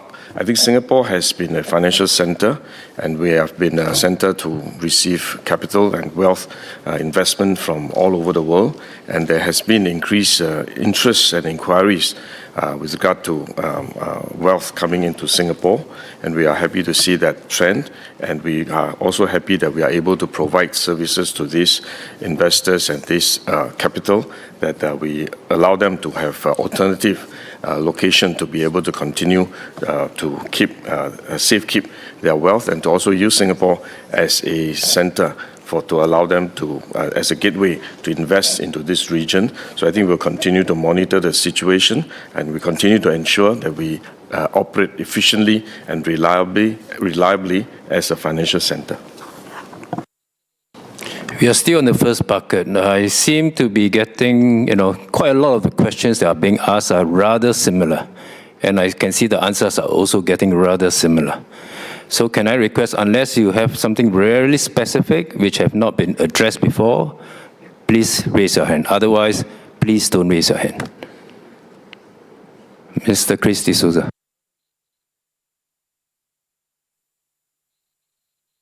Much obliged, sir.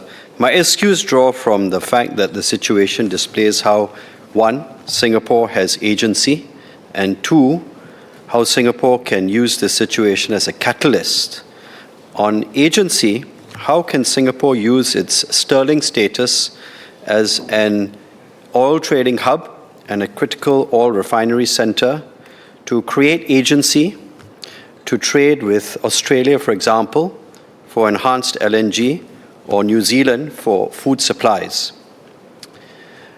Here I declare that I am a lawyer in private practice who represents oil companies and oil refineries in Singapore.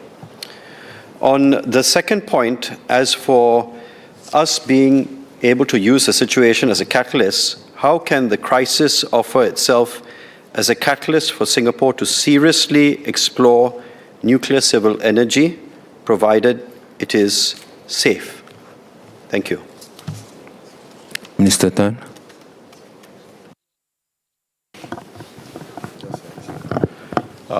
I've answered in quite different parts, but perhaps to just curate it for the members' utility. First, indeed, this crisis is also an opportunity for us to build even closer ties with our reputation, our credibility, our consistency, our predictability, and our transparency. So our relationship with Australia will hopefully be up a few notches when we reassure them that we will abide by a rules-based multilateral trading system. We will not impose export restrictions, and depending on the upstream feedstock that we are able to get, and we continue to refine, our refineries continue to refine, notwithstanding the fact that there are different types of crude nowadays, but we still try to optimize the refinery complex operational capabilities to make sure that the downstream supply of EFPs, the essential fuel products, the diesel, the motor gas, together with naphtha, they continue to get the supply. And likewise, they are a major supplier, they're the third largest supplier of liquefied natural gas, that they would also not in any way curtail their exports to us. I think that's a start. At the same time, we will expand that to food resilience, food supply. Our Prime Minister has raised the ambition.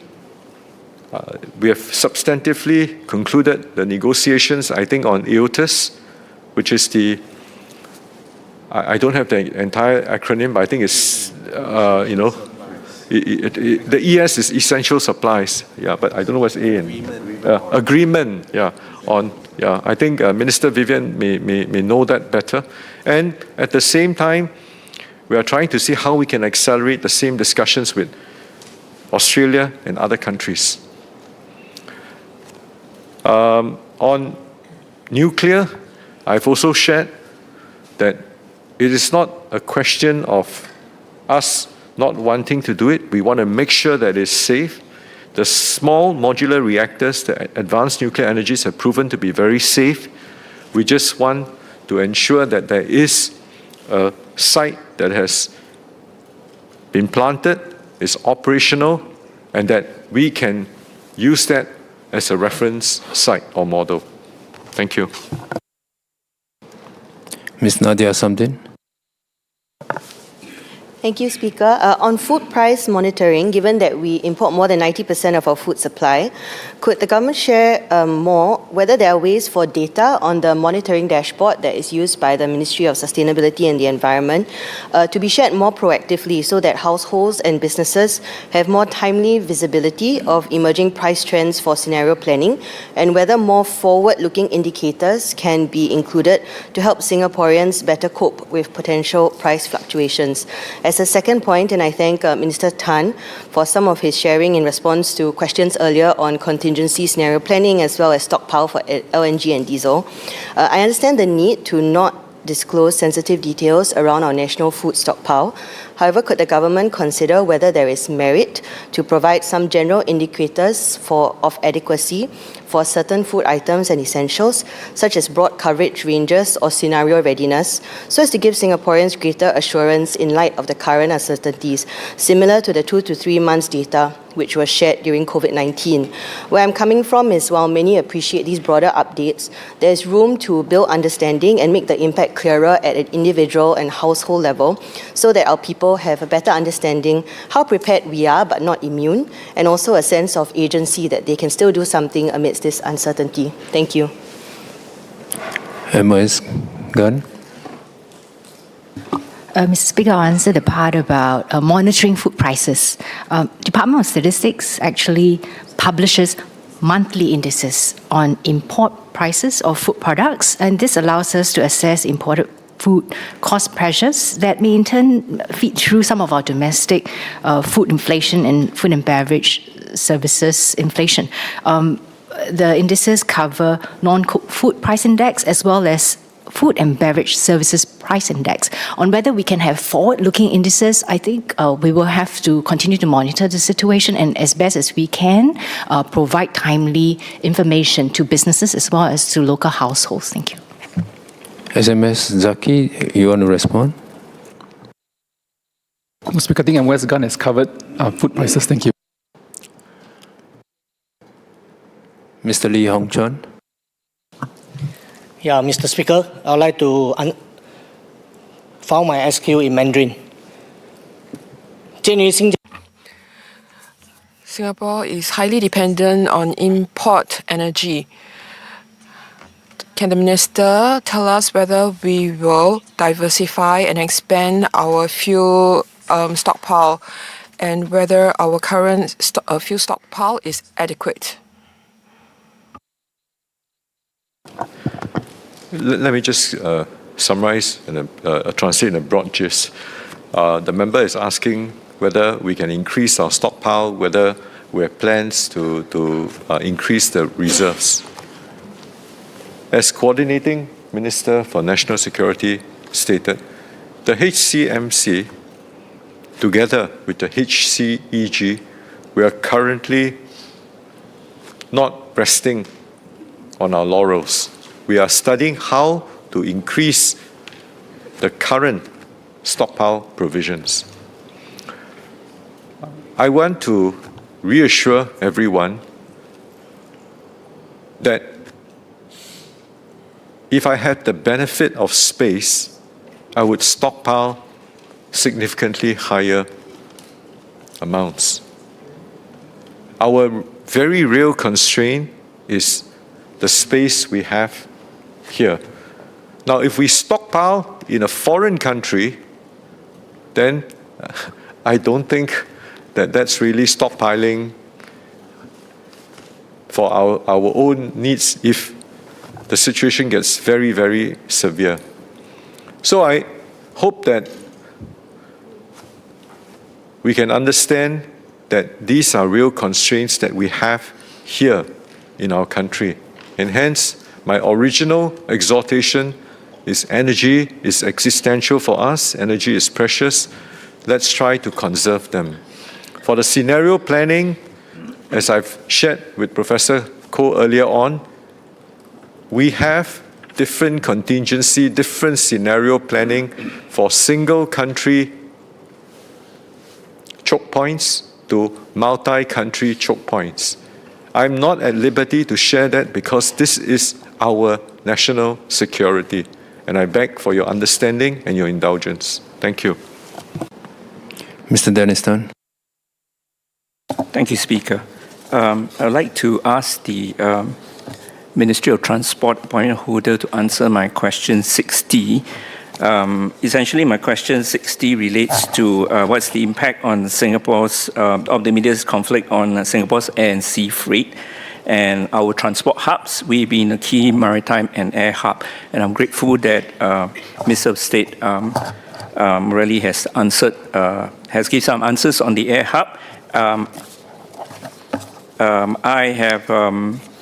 I wish to declare my interest as a consultant in a shipping law firm, And I have one supplementary question relating to the air hub, and this refers to the deferral of the SAF levy.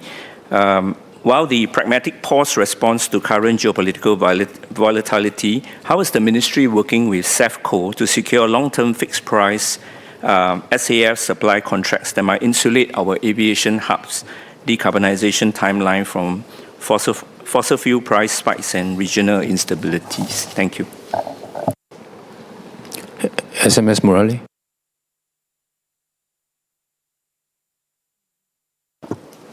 Mr. Speaker, sir, in response to the honourable members, Mr. Ernest's question on maritime hub, I just want to say that for the current, port operations have been stable. There's no significant fuel supply shortages and we have adequate fuel and bunker supply. We expect, however, tanker arrivals may decline in the coming months, given the disruption to global energy flows. In relation to SAF, at this point in time, it's a bit too early to disclose what our strategies would be. We have made announcement that SAF would kick in come 1st January 2027 for contracts entered from 2026 onwards at this point in time. And as soon as we are able to make further announcements, we will do so. Thank you. Mr. Sharif Taha.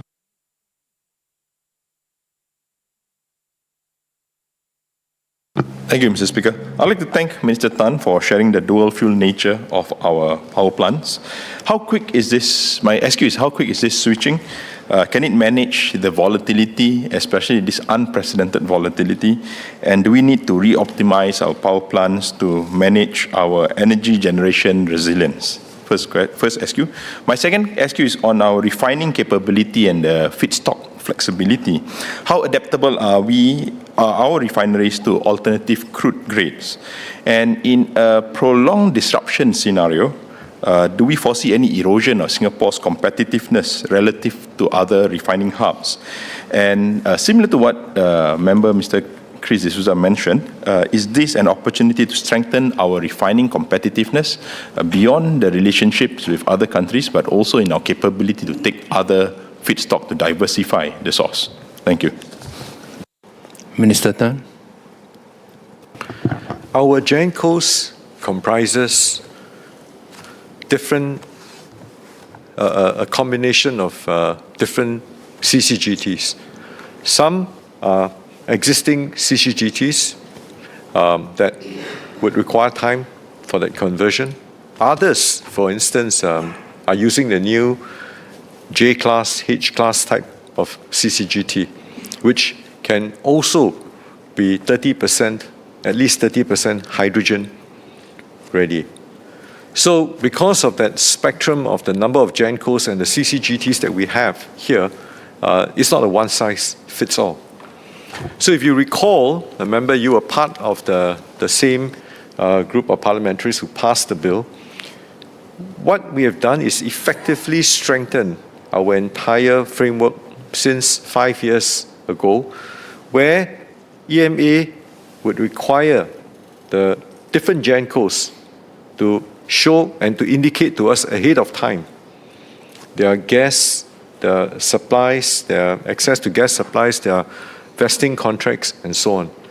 We, holding the stockpile, would then work with them to work out the time that would be required for that switch from gas to diesel, so as to ensure that there is no outage or sort of unnecessary downtime when they switch over. So that part of it is something that we work very closely with them. On your second point, what was the second point? On the refineries, yes. Today, it used to be that this is something that I've also learned over the last fortnight. I think those of you who are in the oil and gas, you may know it better than I do. But there are primarily now, we have access to two types of crude, the sweet crude and the sour crude. Sour crude means that it's a lot more sulfur, and it comes mainly from the Middle East, the ones with a higher sulfur, and it is more favored because the downstream products you get, whether it's diesel, naphtha, to bitumen, seems to be, more versatile compared to the other types of crude. So what we've done is that there will be some compromise in the refinery capabilities. There's some percentage loss when you have one predominant fuel to now at least two different fuel types, because you then need the space, the caverns, for you to rebalance between sour and sweet crude.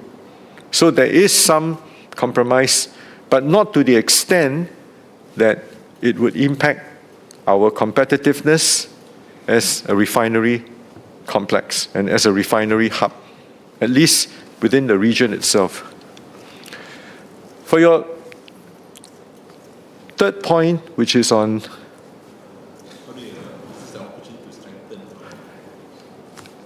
yes, at least with our team, myself, we've been working to see how we can strengthen this. I think it also calls for a fundamental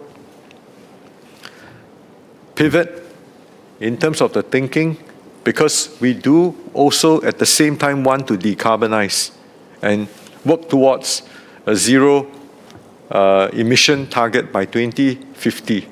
And so long as you have the energy intensive sector, we need to think about how, while we build up, at the same time we need to have a clear pathway towards decarbonization.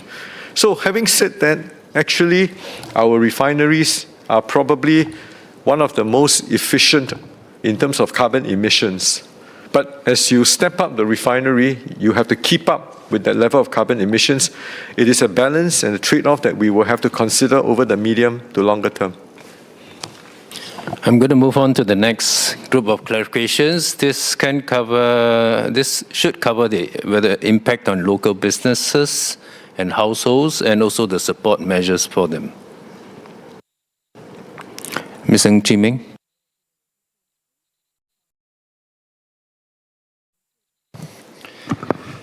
Mr. Speaker, I thank the government for responding to NTUC's and our platform work association's calls to support sectors most affected by the recent fuel price increases. The measures announced for platform drivers and riders will go some way in easing the pressures on their livelihoods. I have two clarifications. May I clarify if similar support is being considered for other self-employed groups who are significantly impacted likewise, such as combi bus drivers and limousine drivers? I believe they are currently not covered in the announcement. NTUC will stand ready to partner the government as a stakeholder to ensure that these workers are not left behind.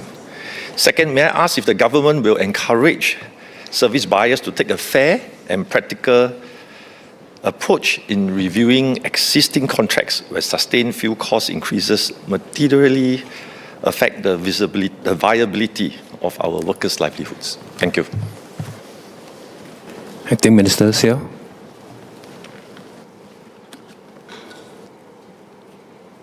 Thank you, Mr. Speaker. On self-employed groups, specifically the combi and bus drivers, in 2002, I think government worked very closely with the NTUC to work out support measures for this particular group. I think we'll be happy to work with NTUC again to see how that can be done. As for service buyers and whether or not we can help them with contracts, the government has already stated out its position as a responsible buyer for its own contracts.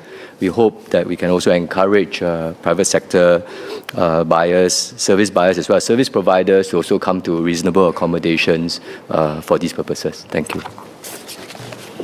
Ms. Ng Chee Shen.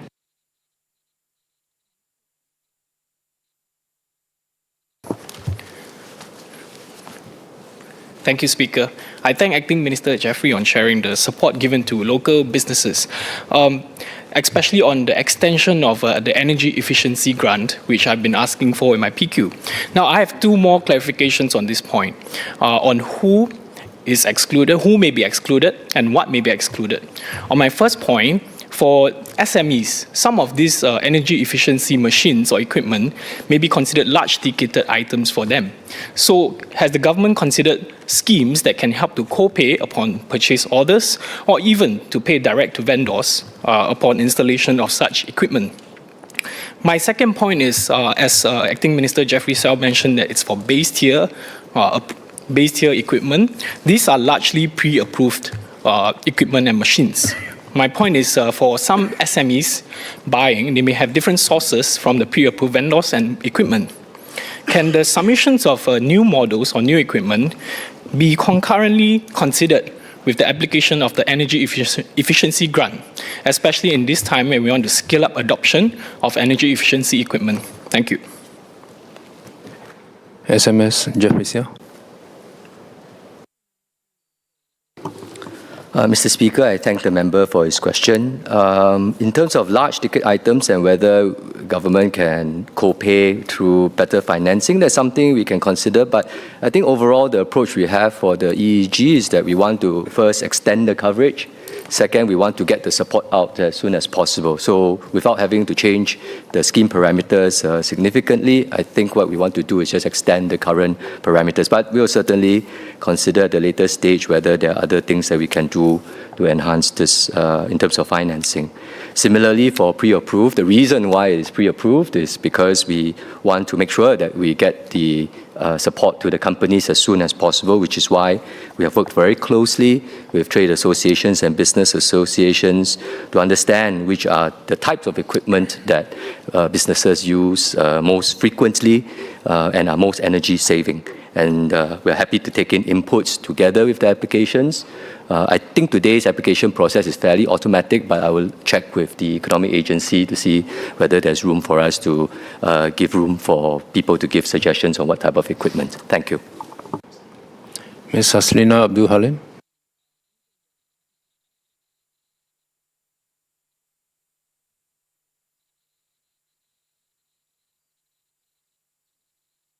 Thank you, Speaker. I have two clarifications in English and one in Malay. In light of wanting more Singaporeans to also be a part of the movement to manage energy consumption and usage, what are some national initiatives that can be brought back? For example, guidelines on lighting usage in public places or even in commercial buildings in terms of managing energy uses. Second is, what is some of the government's plan to partner with community organizations to help perhaps some residents or Singaporeans who fall through the crack and need a little bit more assistance due to the impact of the crisis in the Middle East. Mr. Speaker, in Malay, awal tadi saya bertanya tentang sokongan yang boleh diberikan. Ask about the assistance that can be given specifically to the people who are impacted by the conflict in the Middle East, and we have received the briefing about support for emotional and spiritual support that can be given, and even mental support. So, what are the specific assistance or support that can be given by bodies and even MOIs and the mosque? Thank you.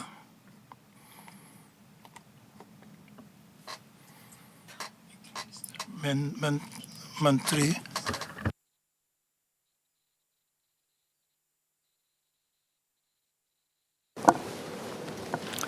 So I thank the member for the SQ. I will reply in Malay. Tuan Speaker, seperti yang Mr. Speaker, as shared earlier, the government is handling the impact of the Middle East conflict in an integrated way. We realize that the conflict has raised concerns, deep concerns among the community and in the society, and many are alarmed not just of the human suffering but also of the impact on families and their daily lives and the rising costs. As a small economy and open economy, Singapore cannot escape from the impacts from the crisis, and the blocking of the Hormuz Straits has resulted in impact on supply of the crude oil and gas and on essential goods and raw material. And so we have strengthened our resilience in this way and diversified our sources of energy from the Middle East and food stocks and strategic food stocks. And this will be felt by everyone in our daily lives with rising energy costs and food costs, and which will have an impact on cost of living. We believe this will be progressing in the months ahead, and we are monitoring closely the cost of food and goods and important essential services.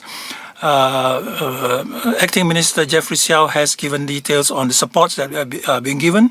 We will speed up assistance to businesses through corporate tax rebates, which and also expanding the energy efficiency grant to all sectors. For individuals, we are issuing CDC vouchers earlier, and cost of living for 2026, $200 for Singaporeans, and the government is prepared to provide additional assistance if necessary. For Muslims, MOIS is in contact with Singapore students in the Middle East and providing the necessary support.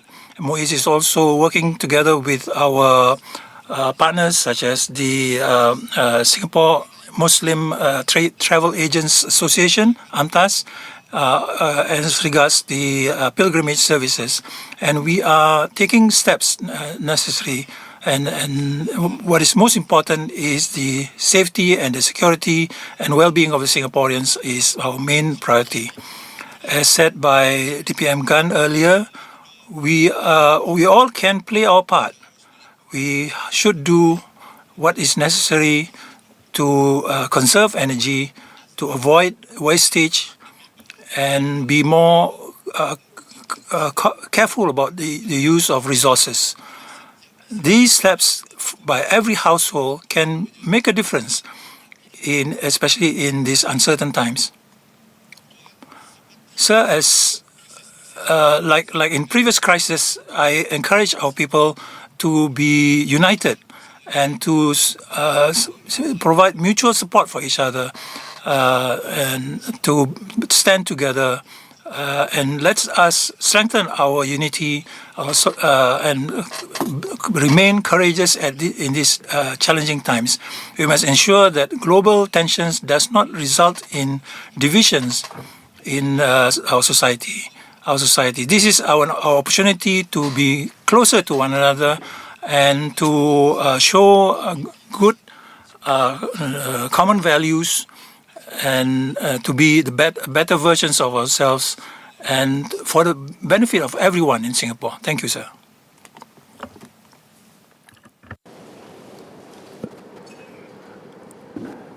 Mr. Pritam Singh. Thank you, Speaker. Moving to the second bucket of questions. So in Budget 2021, support was extended to Singaporeans who rely on vehicles for their livelihoods. This extended to taxis, taxi drivers, private hire car drivers, and motorcyclists. The support rendered included road tax rebates and petrol duty rebates. Given the elevated prices of fuel, specifically diesel now by up to 70%, what thresholds will determine the extension of similar measures today to assist Singaporeans who rely on vehicles for their livelihoods? The second question covers a subject that was discussed in the earlier bucket of questions, and this pertains to electricity prices for the upcoming quarters. Given that it is really certain that these prices would be elevated and perhaps significantly elevated, does the government intend to extend further support to households and businesses in anticipation of these higher electricity prices. And finally, I'd like to make a point with regard to bus drivers and some small operators of transport businesses who are significantly affected by the diesel price hike and who are not included in this tranche of the government support measures. When can these individuals expect support? Because for some of them, the situation is incredibly dire. Acting Minister Siow.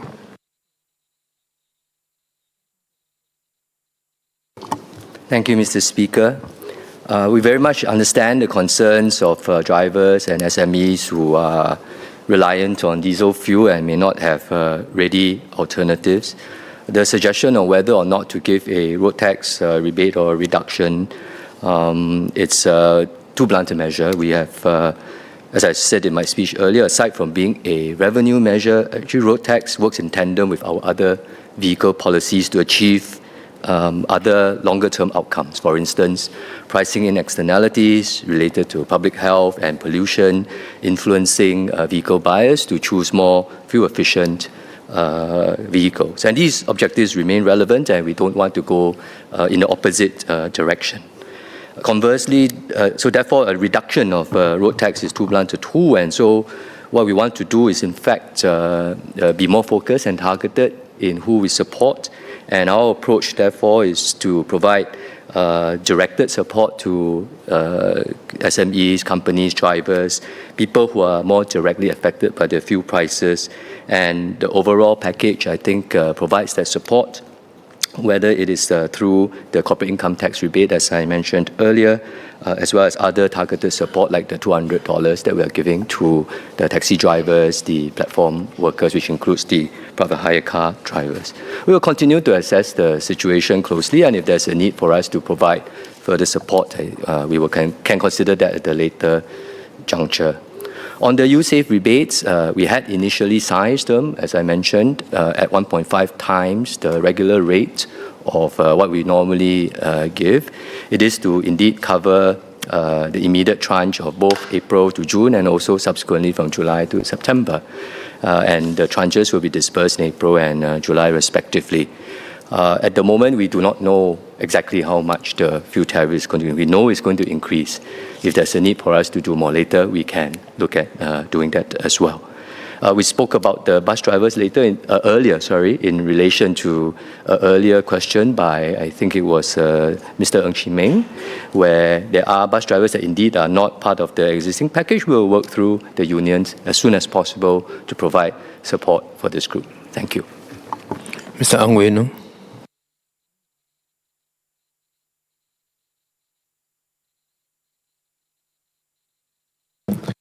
PM and NT for announcing the good news to give targeted help to Singaporeans who are most affected by the Middle East crisis, especially the escalating fuel prices. I would first like to declare my interest as a head of company that leases out taxis, limousines, and private cars before asking clarification questions. In particular, I'm glad the government is giving $200 to platform workers such as food delivery personnel, taxi drivers, and private hire drivers.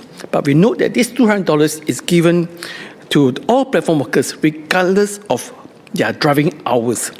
There is a full-time driver who drives more than 400 kilometers a day. Apparently will get the same $200 as compared to those who drive part-time or don't drive. Thus, I would like to ask if MOF and MOT will consider giving additional $100 or appropriate amount to drivers who drive more than 8 hours a day on average, for example. And I have a second clarification question, is that about MSF. Many Singaporeans receive financial assistance from Social Service Office or SSO will face a full brunt of the price increases or inflation. I would therefore ask whether MSF would review the quantum of financial assistance provided to mitigate the expected sharp rise in inflation in the next few months. Thank you. Acting Minister Siow. Mr. Speaker, let me take the first question by Mr. Ang on the $200. Well, we sized the $200 based on the average increase in fuel costs that taxi drivers as well as full-time taxi drivers as well as full-time private hire car drivers experienced in a month. The average is about $150 to $250. So we've chosen a number that's in the middle of that range. Of course, there are many drivers in the private hire car community that are not full-time drivers. They drive part-time for various reasons. So in some ways, the $200 is highest at the higher end of the range. In addition, we also note that NTUC as well as the LTA have been in discussions with the platform operators to provide support for these drivers, and they have given few vouchers in the last few weeks to the drivers that are affected.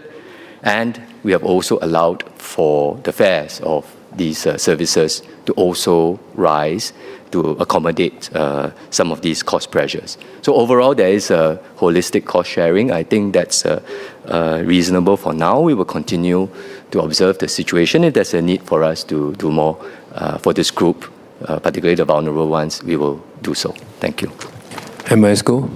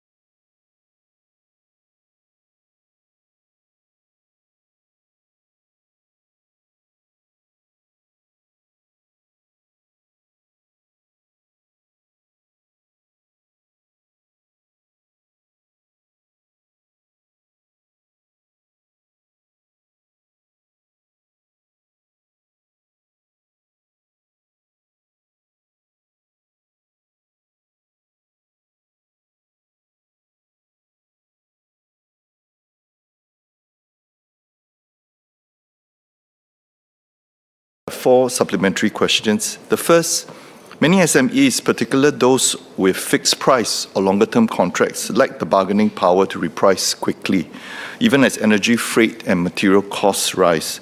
I'm glad to hear that Acting Minister Jeffrey Siow said the government is taking steps to adjust pricing in major infrastructure and BTO projects. This is an important signal to the private sector.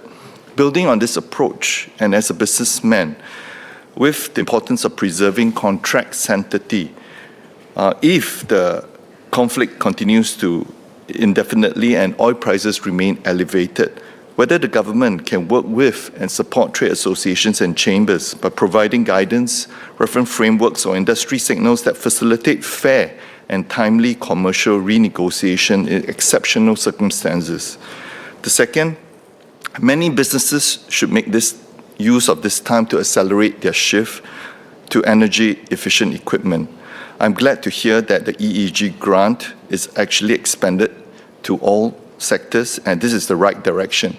But increasing the EEG quantum will help businesses move further, as pricing on the ground has changed significantly. Also, can we expand the business adaptation grant to include advisory services that can help businesses rethink and replan their business and processes to be more energy efficient? My third supplementary question is in relation to tightening credit conditions and rising working capital needs.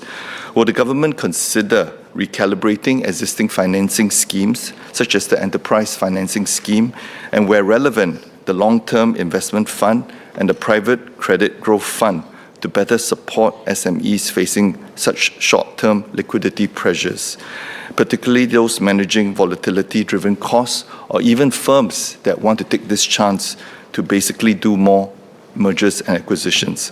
Finally, if USAVE helps household manage unavoidable utility costs, can the government consider a targeted equivalent for energy-exposed SMEs where utilities are similarly non-discretionary? Thank you. Acting Minister Siow. Mr. Speaker, I thank Mr. Mark Lee for his questions. First of all, we really understand the cash flow concerns of SMEs that are caught in this current energy crisis and the price spike. It is important, therefore, for us to get support to the SMEs as soon as possible. And that's the reason why we have decided the best way and the fastest way to get support to them is through the CIT rebates and through the cash grant to provide them support in terms of cash flow considerations. And we're able to disburse and start doing that from April onwards, which I think should help even in those cases that you mentioned about contracts being locked in at fixed prices. Very much appreciative of the suggestion to involve the TACs to support and guide businesses to get through this difficult period. Certainly, on behalf of the economic agencies, we will work very closely with the TACs to do this.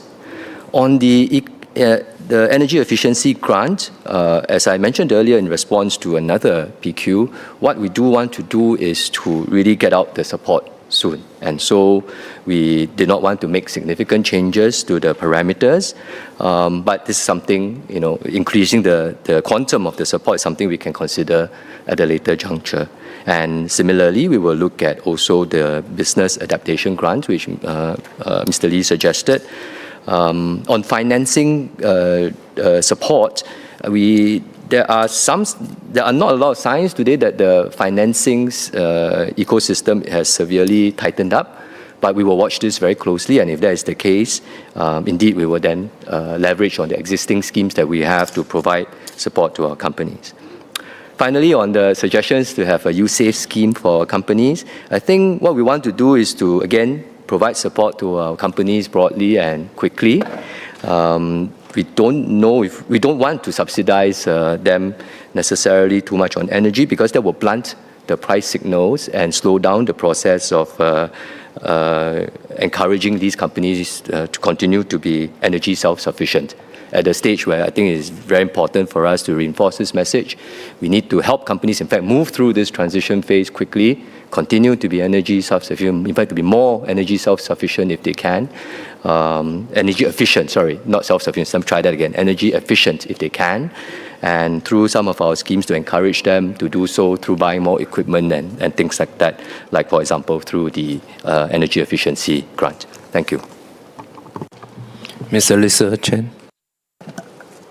Thank you, Speaker. I'm glad to know that we've put together a substantial first response and that the government has drawer plans to be deployed in the mid to long term to support Singaporeans. Beyond shorter-term measures, many in the broad middle are concerned about whether their wages can keep pace with a more volatile and uncertain economic and inflationary environment. Could the government share its plans to work with employers and unions to support sustainable wage growth and job security for mid-career and middle-income workers so that they do not slowly slip towards vulnerability over time? Going further, will the government keep track of economic stress indicators among the broad middle, such as rising unsecured debt, mortgage strain, or increased reliance on informal help? And how will these signals inform whether more calibrated support for this group is needed if the current Middle East situation drags on for longer than expected? Before my next SQ, I'd like to declare that I'm the Executive Director of a social service agency that serves children from lower income families. Passengers such as lower income shift workers, caregivers, and those in essential services often have the least flexibility to change their travel patterns when global events occur and fuel-linked costs rise, not just for public transport, but also for private hire transport. In its medium and longer-term plans for navigating this crisis and designing any transport-related interventions, how will the Ministry of Transport and the government ensure long-term affordability for lower-income or vulnerable transport relief to those with no realistic ability to substitute or reduce usage? Thank you.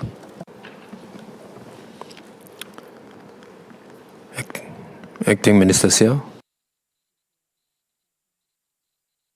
Thank you, Mr. Speaker. I think the members' questions are very broad. They go beyond the scope of this current discussion we are having on the crisis, and I think it goes beyond the ministerial statement a little bit. But what I will just say is that these are important concerns for our government, and obviously from a government's point of view, we will continue to work on these issues to make sure that we have a society that is well supported and that their needs are all well met. Specifically on her question on public transport, or rather transport affordability, especially for families, we do have a comprehensive system to support lower income Singaporeans in terms of their transport needs. Today, public transport is very affordable. It is at, I believe, 2% of the average household income for the P30, if I'm not mistaken. But more importantly, if there are people who cannot afford transport, we will find ways to support them. Even for large families who need to take private hire vehicles, we have additional subsidies that we have worked into through the Life SG large families credit. I believe that's what it's called. And overall, we will continue to make sure that transportation is affordable for all Singaporeans. Thank you. Mr. Louis Chua.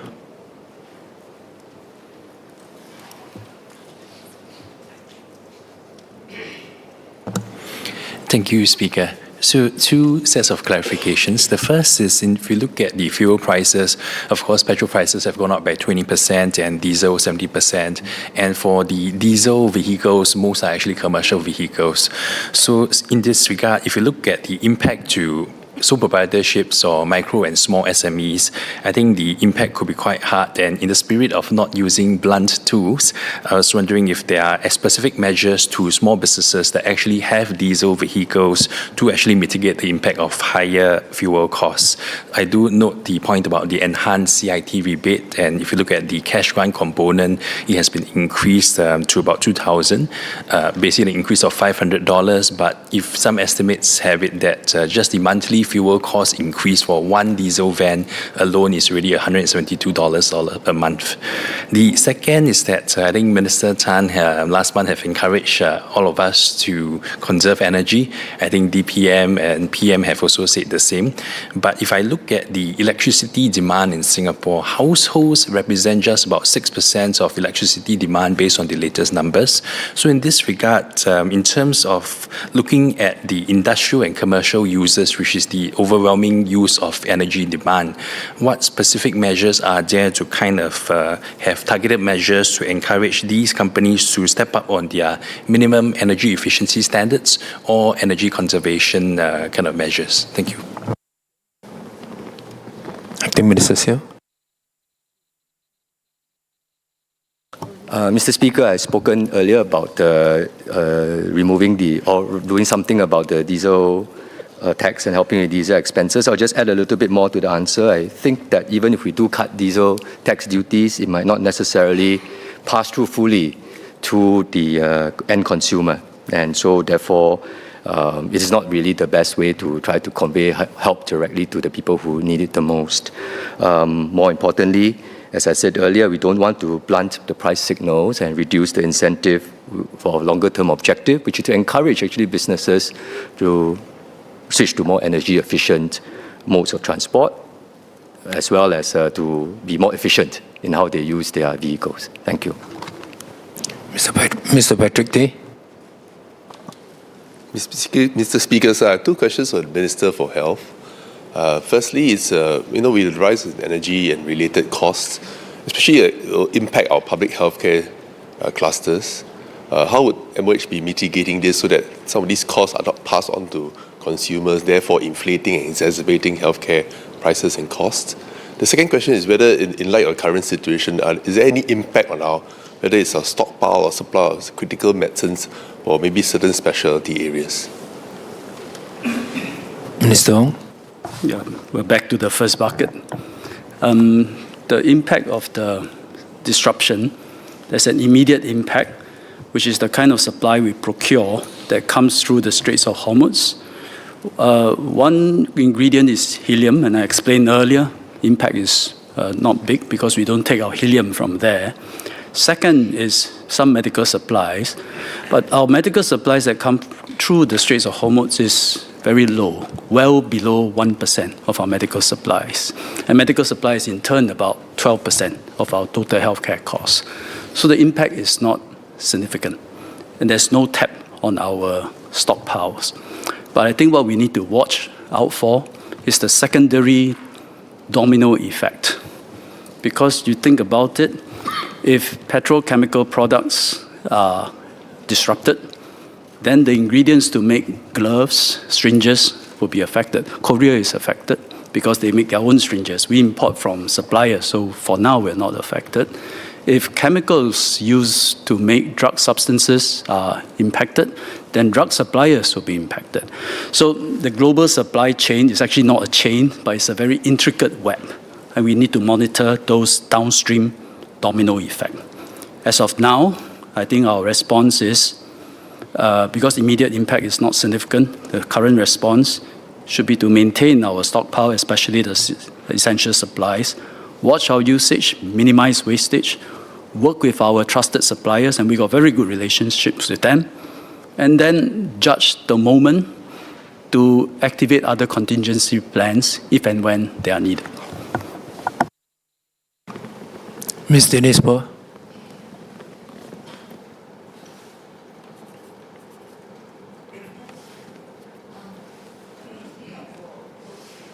Vulnerable, and I think Minister Jeffrey has mentioned that essential services, temporary assistance to be provided for those who need them for essential services, and also co-funding will be given as well. For many of this group of vulnerable, for example, the elderly, disabled, the younger disabled, those who are in special schools and so forth, they have very little alternative in terms of transport mode. And if the measures, I worry that if the measures are too blunt, too low, or even after co-funding, then the service providers who chose to provide services, essential services or transport services for this group might choose to exit. And that's something that we don't want to see because it does create more hardship. So I want to ask if the relevant ministries, for example, MOE, MSF, MOH, who are dealing with this, supporting this group, if they could, before they make their final decision, announce them, can you do a bit more detailed study in terms of the impact, and perhaps look at tiering some of these measures before announcing them, and provide also a space to have flexibility for those who are truly undergoing hardship or will create hardship for those, to protect the vulnerable who have little alternatives, and also to preserve those service providers who have other alternatives to make money, but choose to serve this group of vulnerable people. So for consideration, please. Acting Minister Siow. Thank you, Mr. Speaker. I think we fully agree with Ms. Denise Poh's exhortation. Indeed, we want to absolutely ensure that these critical services continue to be operated for the vulnerable, and then on behalf of those agencies that you mentioned, we will make sure that we take care of the vulnerable and the services continue to be run. And we will consult all relevant stakeholders to make sure that this is so. Thank you. Mr. Kenneth Yong. I'm sorry, MOS, go. I just wanted to add that at this current juncture, as we speak, MOF together with MOE, MSF, as well as MOH actually are working on the details, following up from what has been disseminated today. And if I may, I'll ask them to perhaps, if you have any feedback, you can relay to us, and then we can perhaps work into the details.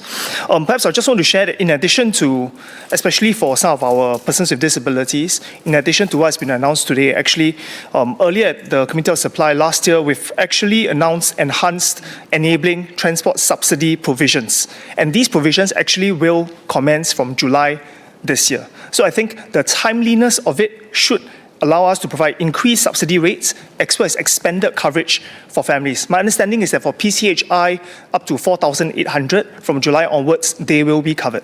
So I think this hopefully will come at a good time, whereby it provides additional support for some of these families that we are speaking about. Thank you. Mr. Kenneth Yong. Thanks, Speaker. Singstat publishes retail prices and what consumers pay at the end. I'm not sure we track the full cost structure behind the prices, domestic supply chain margins, domestic transport, wholesale margins, retail margins, etc. So if we don't have a baseline understanding of cost structure before the prices rise further, we won't be able to tell later whether a price increase was done by genuine cost pressures or by margin expansion.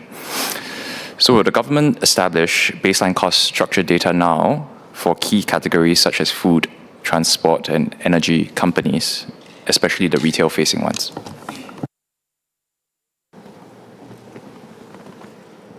DPM Gun.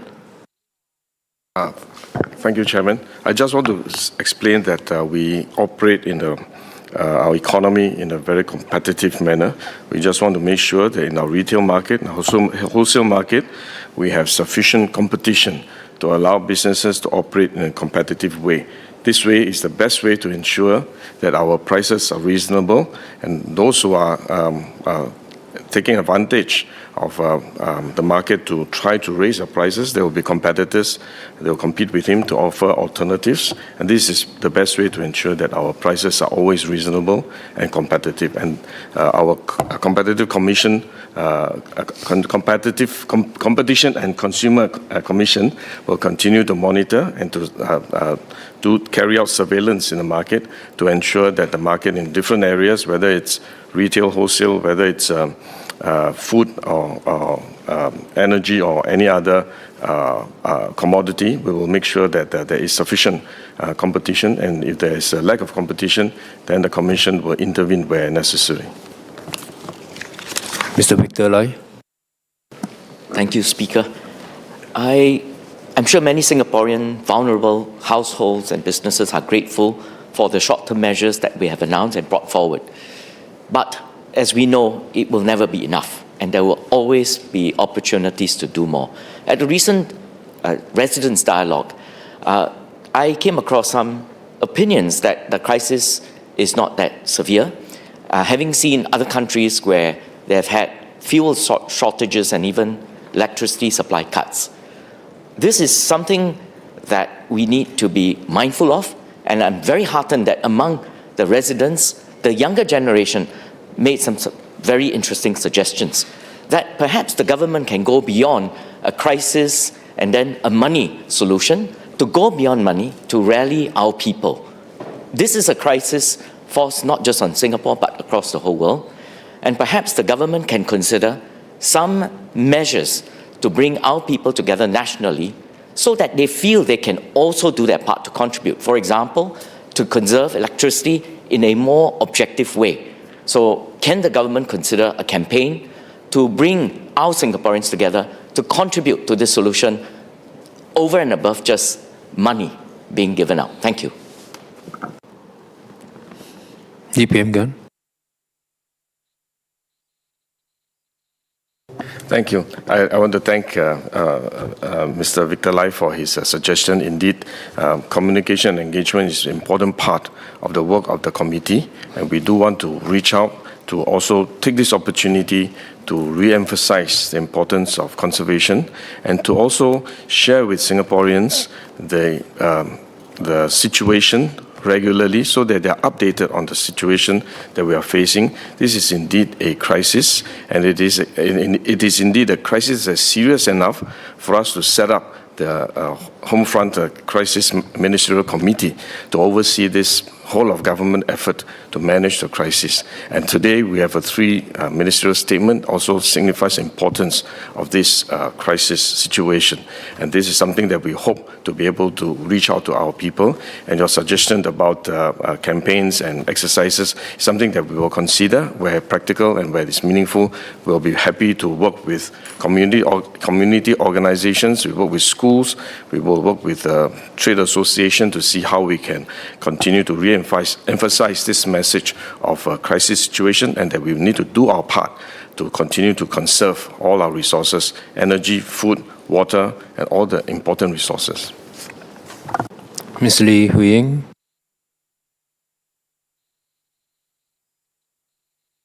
Thank you, Mr. Speaker. In Budget 2016, there was a one-year freeze in foreign worker levy for the marine and processed sectors due to the oil price downturn. So 10 years on, we now face a global oil price surge. So many sectors, especially the construction sector, that rely heavily on diesel for logistics and transport, now face doubling or even tripling of business operating costs. So will the government consider a temporary freeze of foreign worker levy to affected sectors, especially the construction sector? This will directly help to offset the impact of rising costs. And if the crisis prolongs, would there be alternative support measures to help these businesses manage this cost as well? This include businesses who manage private contracts who will not be able to benefit from BCA's co-sharing of fuel costs for key government projects. Thank you. Acting Minister Siow, or rather, Minister Tan.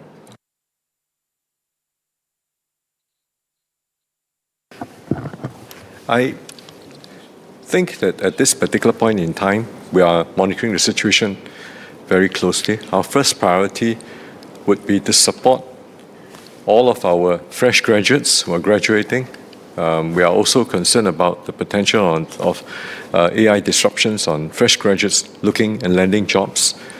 What we hope to be able to achieve in our graduated tiering of the workers' levies is to drive productivity, drive value addedness in many of these construction companies and many of the SMEs and companies that are employing these foreign workers. Just by cutting away the levy completely without any concomitant tie backs to increasing productivity and value addedness, I think we're going to set ourselves backwards. Thank you. Mr. Azhar Hoffman.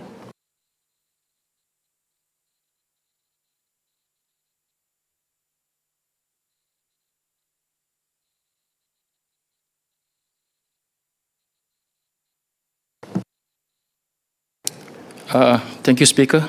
A couple of clarification and suggestion, if I may. Looking at the criticalness of the situation, will the government imposing a curb of transportation use or private transportation use, as what other countries has been deploying in Malaysia and Indonesia? The whole idea is to, of course, to reduce our consumption and, of course, plan further when the urgency is needed. That's number one. Number two is that if you look at the energy efficiency grant, and if we are relying on households to reduce their consumption, if I may recommend that we reward for reduce of consumption, because only then the value of using energy more efficiently are being taken into account. So if typically their consumption is $100 a month and they manage to reduce by $20, and a certain percentage of that can be returned back to them as a reward for that. I think that put Singaporean in a context of using energy wisely, in terms of how we can encourage, the efficiency of consumption. And thirdly, looking at this situation of energy dependency, it's critical. I think it is important to ensure we are energy independent. And if I can ask the ministry on how serious and how this situation expedite the possibility of deployment of small modular reactor or nuclear energy in the context of being independent. Thank you so much. Minister Tan first, then Acting Minister Siow. Minister Tan first.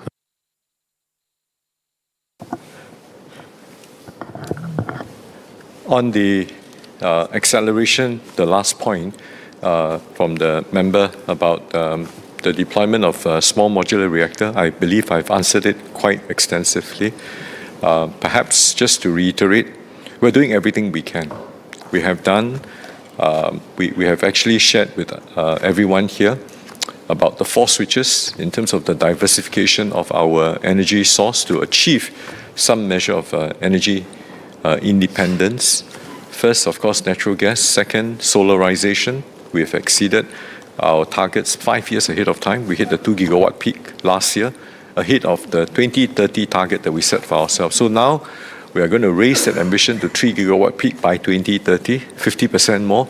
And we are hoping to accelerate that solar power adoption here, to double that for last year to 4 gigawatt peak by the second half of the 2030s. Now, we have gone on this decarbonization grand challenge, which was approved at Budget COS this year, to look for low carbon technologies to try to see how we can use biomethane as a sandbox. So we're trying everything there is, including even exploring geothermal. And of course, the last bit is a question of waiting for the first of a kind to be operational and to be deployed and to be safe before we start to adopt. And we want to be the fastest adopter. We have sent our teams, we've seconded them to learn from the US. Our teams have gone to the US multiple times to look at the different centers in Idaho, in Oak Ridge, and in Boston as well. At the same time, we have tie-ups with UAE. Of course, at this particular point in time, no one is there from our side. We have also signed with the Koreans, with the Japanese, with UK, to learn from them, and the French, to learn from them on some of these advanced nuclear technologies. And we are also working very closely with the IAEA to see how we can self-evaluate the INIR one. And we will keep this House posted very regularly on the accelerated pathways that we have adopted to reach that energy independence. Those are the measures that I've articulated many, many times.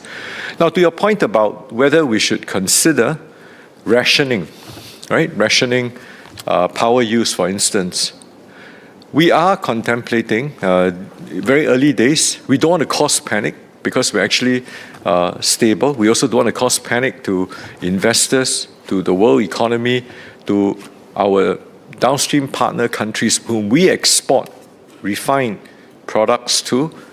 But at some point in time, as part and parcel of either Total Defense Day, we may do an exercise to test out the readiness when it comes to power rationing. I mean, if I may borrow your time, since we're here, you are all respectively advisors of your constituencies, your GRCs, and so on. If you can adopt energy-saving measures across your entire GRC, we would really welcome. And I want to have a shout-out to Senior Parliamentary Secretary Sean. I think in his constituency, he adopted energy-saving motion sensor lighting in the HDB blocks. Now, to also address the member Louis' point about the fact that domestic use is a very small amount, but it hits the pocket. And we are starting a multi-pronged approach, not just the domestic users that we're encouraging to conserve energy, we are also working with big businesses to get them, to incentivize them to switch, whether it's the resource, the REGE, the energy efficiency grant, to get them to take on these things. We are encouraging contemporaneously our domestic users to use the climate vouchers if they're not used to switch the aircon appliances from the 3-tick to the 5-tick ones, which saves them considerable amount of money every year, about something like $300. So we are trying on multiple prongs to get our population, our businesses, our country, our society as a whole to adopt energy conservation as its core, as its foundation. Thank you. Acting Minister Siow.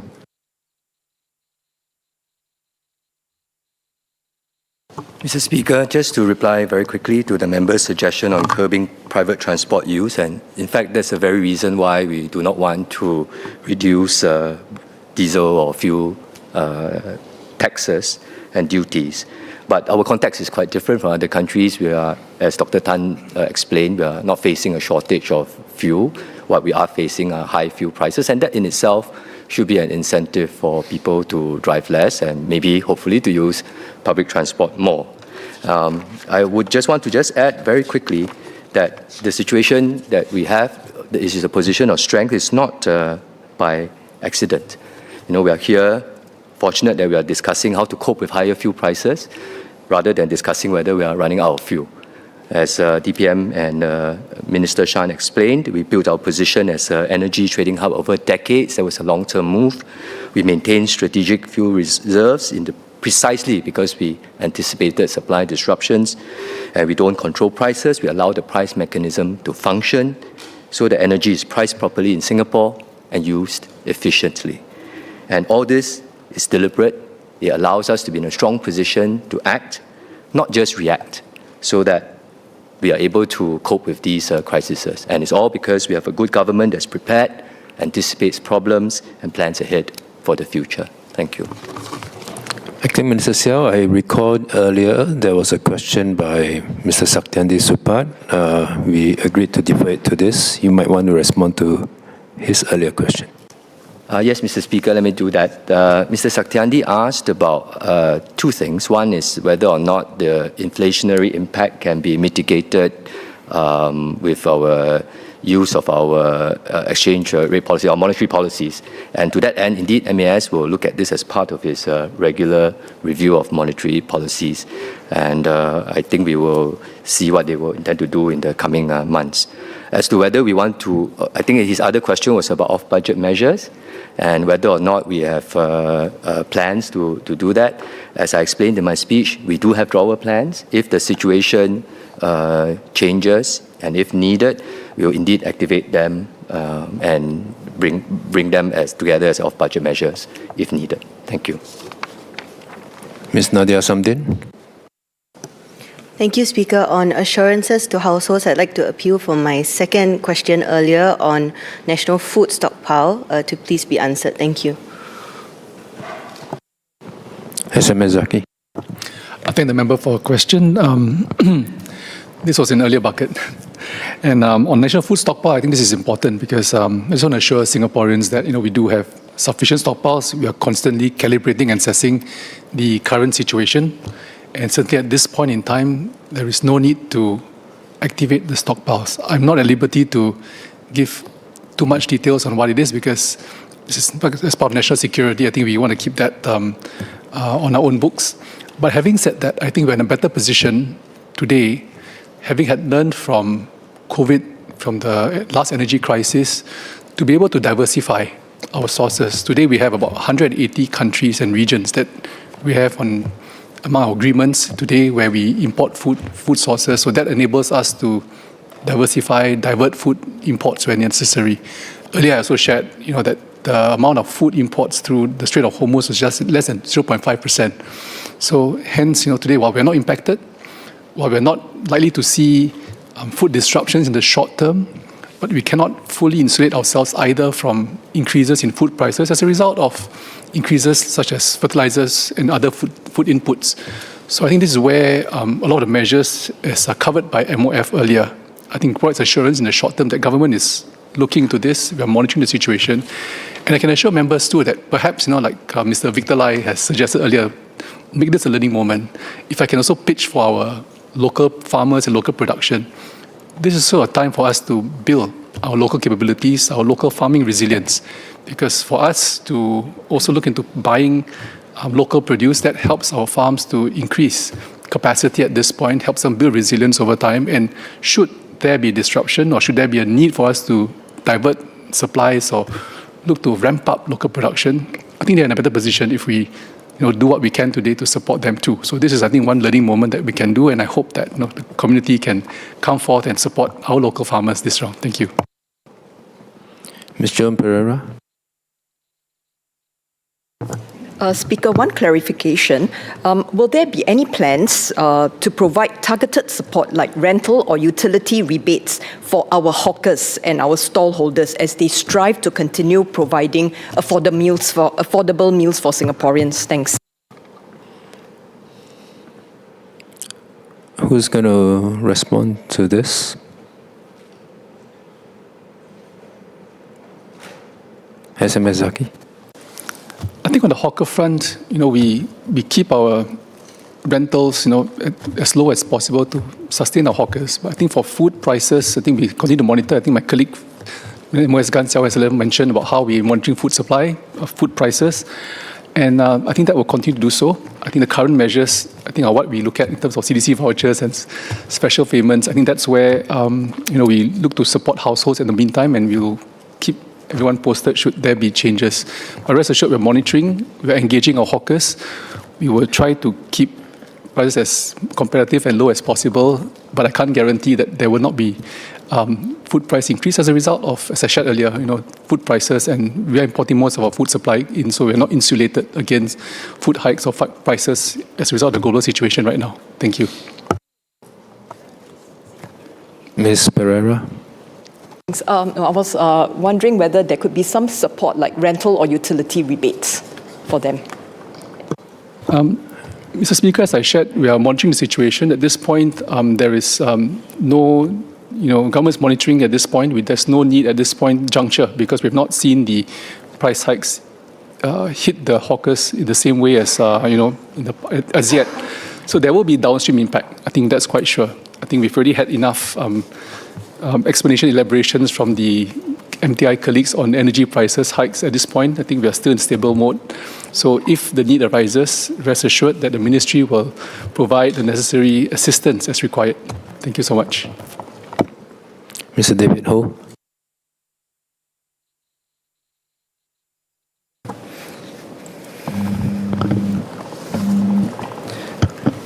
Thank you, Mr. Speaker. I have two clusters of questions and one suggestion. The first directed to MOE. With rising input costs, how might this translate into food prices in our school canteens? Will MOE work with storeholders to monitor and manage price increase? And should there be any price adjustment, would this be communicated to parents? Because what I hear from parents is that so that they are able to make informed decisions to adjust pocket money for their children. The second cluster of question relates to MOT. In my interaction with private hires with Mos Rahayu recently, many of them raised concerns about the fuel costs. And with this $200 support, it will help to cushion these pressures. I would like to clarify whether if this is intended as a one-off measure or would we be seeing this as a more sustained periodic support until fuel prices stabilize at an acceptable amount. Third, it's on a suggestion.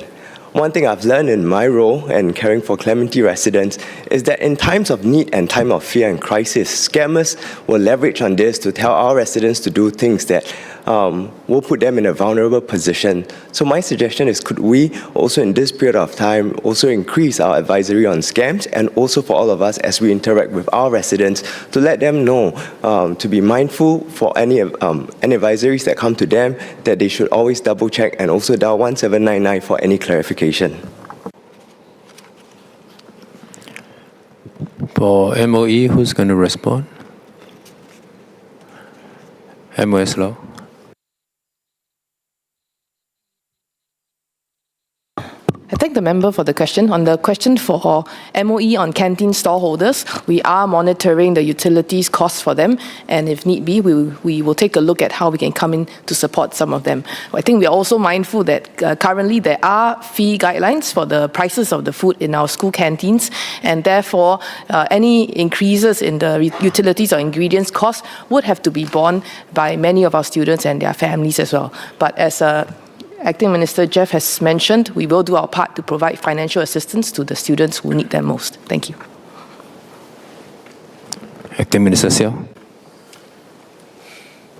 Mr. Speaker, on private hire car drivers, to $200 currently is a one-off, but we will watch how things develop, and if there's a need for us to do more, we can come in again.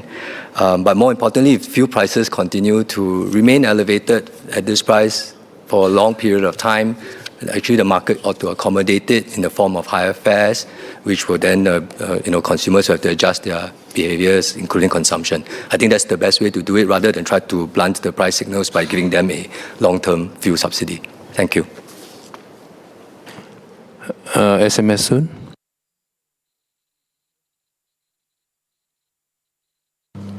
Mr. Speaker, earlier member Ms. Joan Pereira had a question with regards to rental costs and hawker food prices. That was addressed by SMS Zaki. But I also thought that in relation to what she asked, another area where people might be concerned about could be HDB coffee shops, because that is also where they buy their meals. I'd like to share that during COVID-19, HDB had provided additional assistance such as rental waivers for HDB rental shops. HDB had also considered appeals from tenants who are facing financial hardship or poor business conditions by granting installment payment plans. So if, like what SMS Zaki said, we would monitor the situation, and if there's a need for us to sync up what we do with regards to rental costs to help with how hawkers or coffee shop operators are doing, then we will do so. Thank you. I'm going to move to the third bucket on security and related matters. Ms. Mariam Jafar.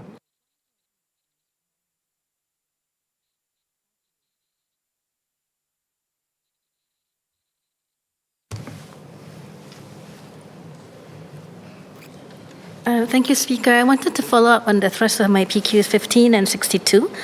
First, clarification, could the Minister please clarify whether the government is planning on the basis that the current disruptions are temporary, or are we entering into a period of structurally more permanent, more volatile global environment?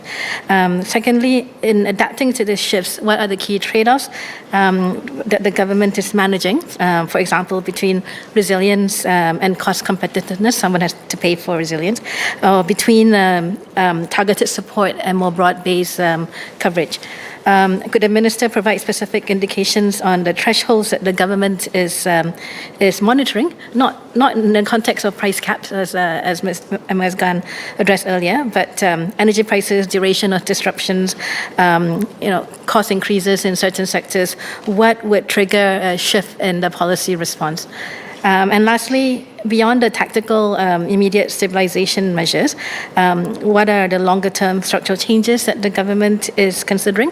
I think taking into account that we do have the structuring committee recommendations that are also coming out, but what are the current assessments on the biggest gaps or limitations that the government may have in terms of policies as we shift to a more, I guess, permanently volatile environment? Whether that could be, and I ask this in the context of both, being resilient in a defensive way, but also in an offensively. So do current policies are great at making it easy to do business, but do we need to shift more to, for example, thinking about how we assess risks or how we share risks as well as rewards in a more volatile environment? Thank you. DPM Gan. Although it's back to bucket one. Not quite. I think this is regarding security and long-term strategy. I will be happy to answer. First and foremost, I think this crisis is temporary in a sense, and all crises are temporary, but I think the impact of this crisis will be quite long-lasting. First, it reminds us that the geopolitical situation landscape has changed, and it's important for us to understand the implications of that, and that also relates to your second question with regard to a trade-off between resilience and cost. I think many years ago, our focus has been efficiency, our focus has been in cost effectiveness and just-in-time delivery and production. But I think over the last few years, with multiple crises that we have been confronted with, including COVID-19 and now this oil crisis, energy crisis, it reminds us that it's not just about just in time, it's also just in case. So therefore, it's important for us, therefore, to review our policy, our strategy, our approach to ensure a carefully calibrated balance between resilience and at the same time competitiveness. There will always be trade-offs in terms of cost if we want to have a greater security. I think even in today's world, when we talk about energy security, we talk about stockpile for our energy requirement. Stockpile will cost money, and even if we enter into long-term contracts will also have a premium versus a spot market in situation when there's a volatility. At the same time, when we look at the cost increase as a result of disruption in supply chain is something that we also have to be to always bear in mind. And if we talk about the security for our oil-dependent sectors, particularly our refineries, we talk about the access to crude and the need for us to explore alternative sources, and we talk about supplies from outside Middle East, which will be more costly and take longer to deliver. All these are balances that we need to recalibrate in response to the changing environment in the geopolitical outlook. At the same time, we talk about the long-term strategy. What should we do? We have already set up the Economic Strategy Committee, and they're finishing their work, and the report will be released shortly. And in that work, we focus on how we can strengthen Singapore's resilience, economic resilience, so that it's not only to respond to crisis, but to respond to long-term changes in the global economic structure. This will include our emphasis on AI to give us that edge and that leg up against our competitors. If you are able to move fast, decisively into embracing AI and adopting AI and becoming an AI leader, I think that will give us an added competitive edge versus our competition.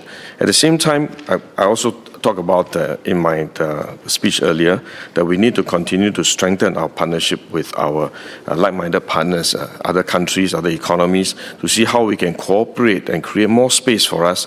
And by international cooperation, that would also strengthen our economic resilience. So I think it's a multi-pronged approach. It's not a single strategy, but all this are what we are putting in place. But I also need to remind all of us that these strategies must continue to evolve and change because the global environment is changing all the time. So we cannot stay static, and the ESC report will not be the final review of our economy. I think it's an ongoing process. We just have to keep running. Hopefully, we run slightly faster than our competitors. Thank you.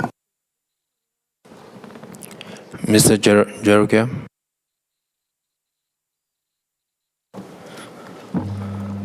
So in light of the conflict since 28 February, has the government detected any uptick in opportunistic or geopolitically motivated cyber attacks targeting our critical energy or information infrastructure? And will it be stepping up our cyber defense stance above the baseline level during this period? Secondly, during the Prime Minister's recent meeting with his Australian and New Zealand counterparts, the focus was on securing long-term LNG supplies. Given that 43% of our gas still comes via regional pipelines, has there been a similar high-profile public ministerial level mission to Jakarta and Kuala Lumpur to specifically secure these essential energy lifelines? And if so, has Singapore received formal assurances that existing pipe natural gas export contracts will be fully honoured despite escalating domestic industrial demands? Minister Tan. We constantly engage our counterparts for pipe natural gas, Malaysia and Singapore. I believe you would have read in the news that both our Prime Ministers, Prime Minister Wong and Prime Minister Anwar, they've been in phone calls as well. I make trips. I meet them at international forums, and every opportunity that we have, we discuss how to collaborate more between the whole ASEAN member state framework and also the fact that we are the closest neighbours. For Australia, because of just like the other ASEAN member state, because of the interdependence, given our position as a global hub and particularly a Southeast Asia hub for refineries, our downstream products are equally in demand. Just like their natural gas is also equally in demand by us. So I think that mutual dependency serves both or on a multilateral basis well, and we continue to build on those. Of course, to further expand that collaboration, to further expand the uptake, I think that is also a function of the amount of private sector investments that we need to bring alongside with us, because typically when it comes to the actual negotiation for the pricing, we typically don't get involved, and we leave it to the B2B sector to be involved in that direct negotiation. Those are the measures that we have today, and I believe that it has served us well all these decades. Of course, like what DPM has just shared, the world is also changing rapidly.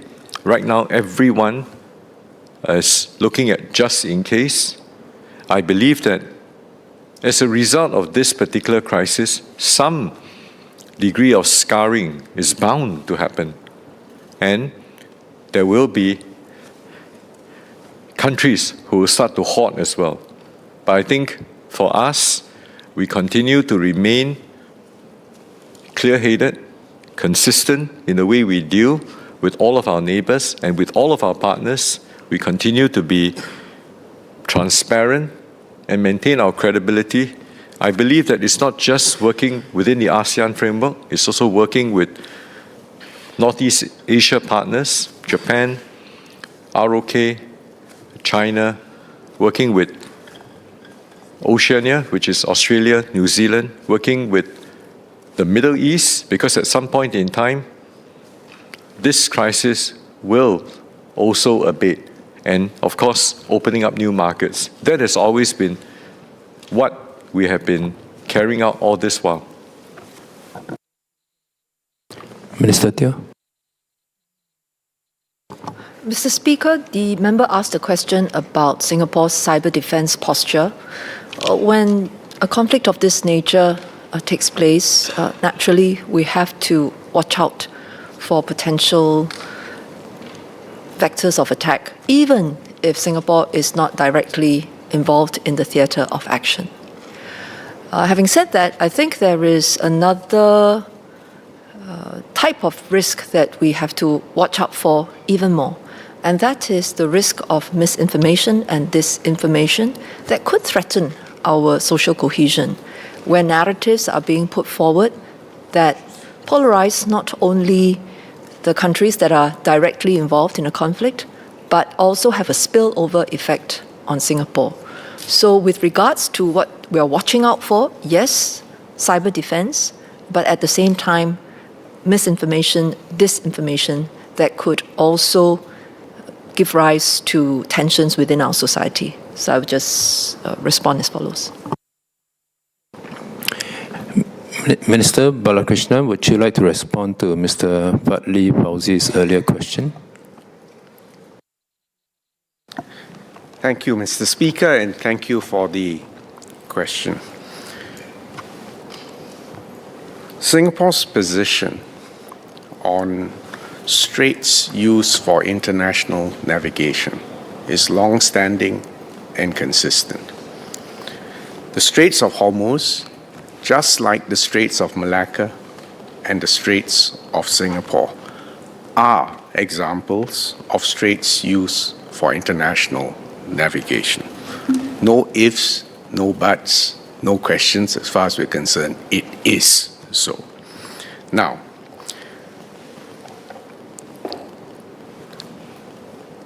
what is the international law position on these types of straits? And the position is quite clear. There is a right of transit passage. A right of transit passage. It's not a privilege to be granted by the bordering state. It's not a license to be supplicated for. It is not a toll to be paid. It is a right of all nations' ships to traverse. This right is enshrined in the United Nations Convention on the Law of the Sea, of which obviously Singapore is a signatory and has ratified. Article 44 of UNCLOS imposes a direct and an unambiguous obligation on states bordering these international straits And then let me quote. It states, quote, states bordering straits shall not hamper transit passage, unquote. It also goes on to state there shall be no suspension of transit passage. There's no exception for security, there's no exception for environment, there's no exception for war. Singapore also takes the position that this right of transit passage is also part of customary international law. And in case you're wondering why I'm nitpicking about customary international law, it's because there are some other states that may have signed but have not ratified UNCLOS. And I'm stating that so that I'm telling you this is not a get out of jail free card for states that have not ratified UNCLOS. So we have been closely monitoring the situation in the Straits of Hormuz. The Maritime and Port Authority of Singapore remains in close contact with the ship owners as well as the operators of Singapore-flagged or Singapore-registered ships in the Straits, in the Persian Gulf.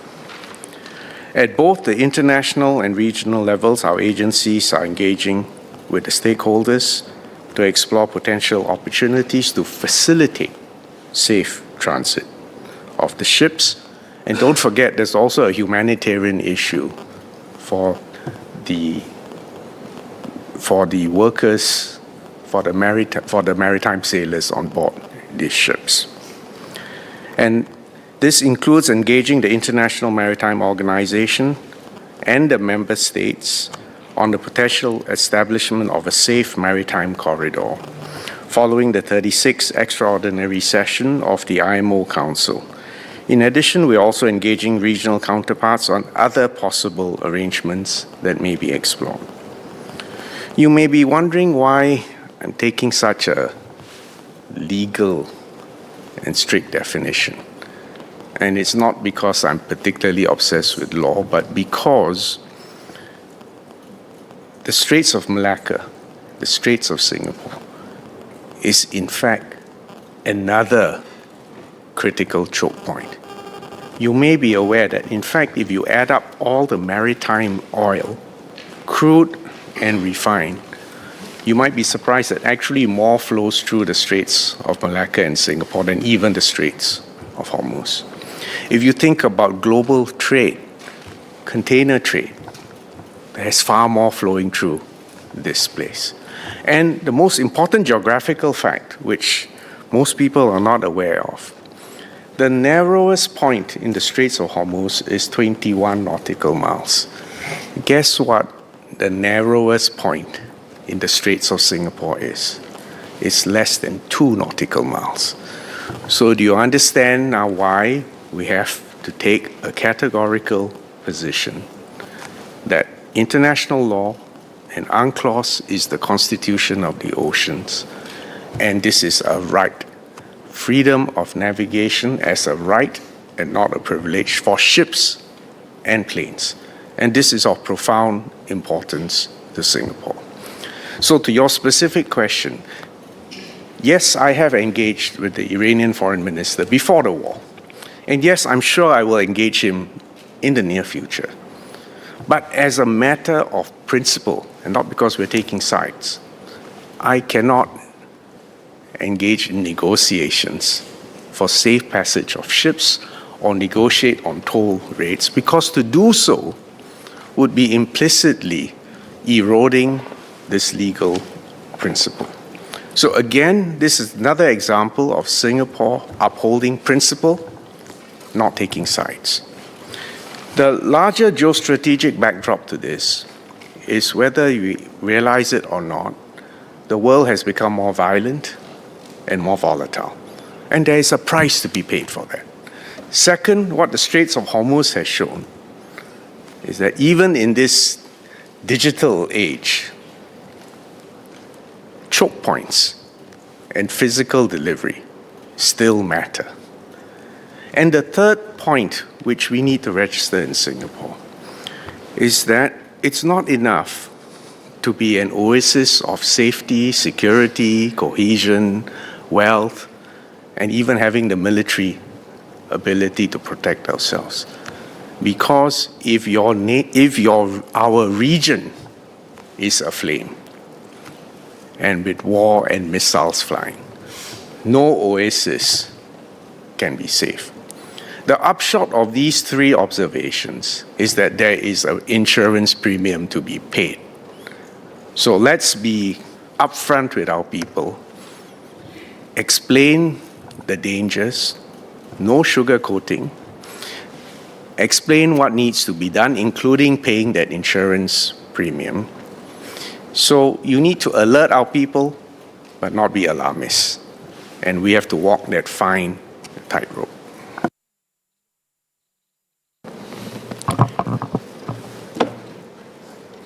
Associate Professor Kenneth Goh.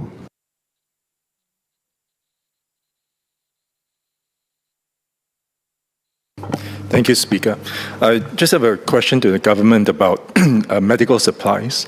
How vulnerable are our supply chains for medical products and pharmaceuticals, and how sensitive are these? How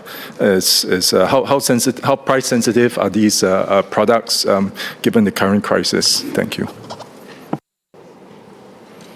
Looks like we are going back to bucket 2. I thought this was actually answered by Minister Ong earlier. But DPM right. Gan, if you want to... That's right. I was just standing up to say that that question has been answered by Minister Ong already. So please, members, if it's already been asked, please do not ask again. It's your duty to stay in the chamber throughout the ministerial statement. Mr. Azhar Othman. Thank you, Speaker. I'd like to request a question regarding security. Looking at our situation right now is not that dire, but taking a worst case scenario, every country tends to look on itself, tend to look inwards. What's the possibility of country that agreed to supply gas to us suddenly say, I can't, I have to supply to my side first? And what are the situation you're taking in terms of the Ministry of Foreign Affairs relation to them, in terms of our position of supporting our supply to our own Singaporeans? So maybe I get some clarification on that, please. Thank you. Minister Tan. Mr. Speaker, sir, in a crisis like this, I understand the angst, the apprehension of everyone, not just in this chamber, but outside. I think there are actually many different ifs. I cannot possibly cover every perceivable permutation or conceivable combination that can come up. As I said, that is why we maintain the stockpile the way we have maintained. We have taken it upon ourselves to make sure that we have provided contingencies for different scenarios, from single geographical chokes to multiple geographical chokes.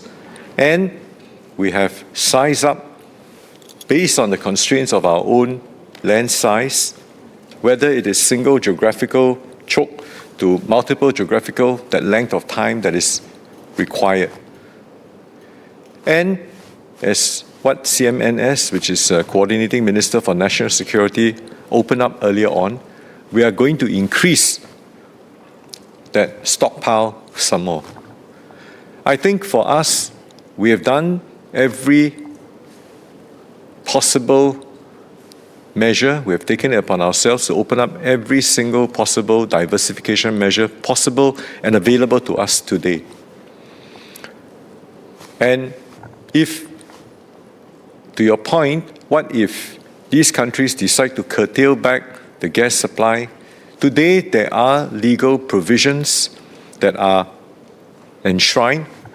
Of course, people can renege everything. I mean, you're talking about a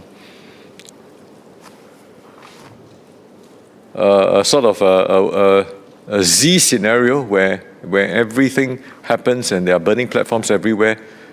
I assure you that even at that point in time, we have made provisions Of course, how long can we survive if everything is taken away? I think that is something that I cannot share with you. And everyone here would understand why I'm not at liberty to share this with you.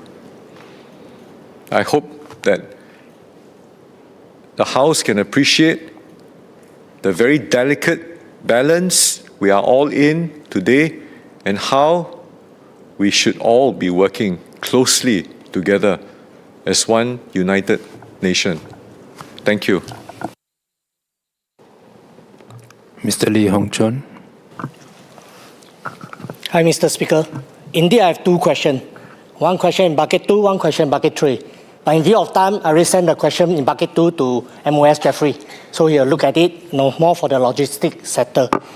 While my question in bucket 3 is regarding to what Min Vivian has just mentioned, Strait of Hormuz is undeniably important to Singapore and the wider region due to its role in the global energy flow.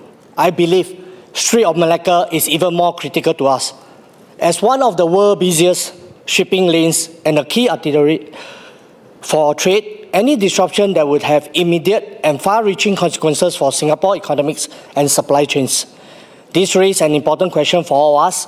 Has our government fully internalized the lesson from potential vulnerability in such strategic choke points? In particular, are we sufficiently prepared for a scenario where the Strait of Malacca is disrupted, whether through geopolitical tension, blockages, or other crises? And do we have robust contingency plan to mitigate the impact?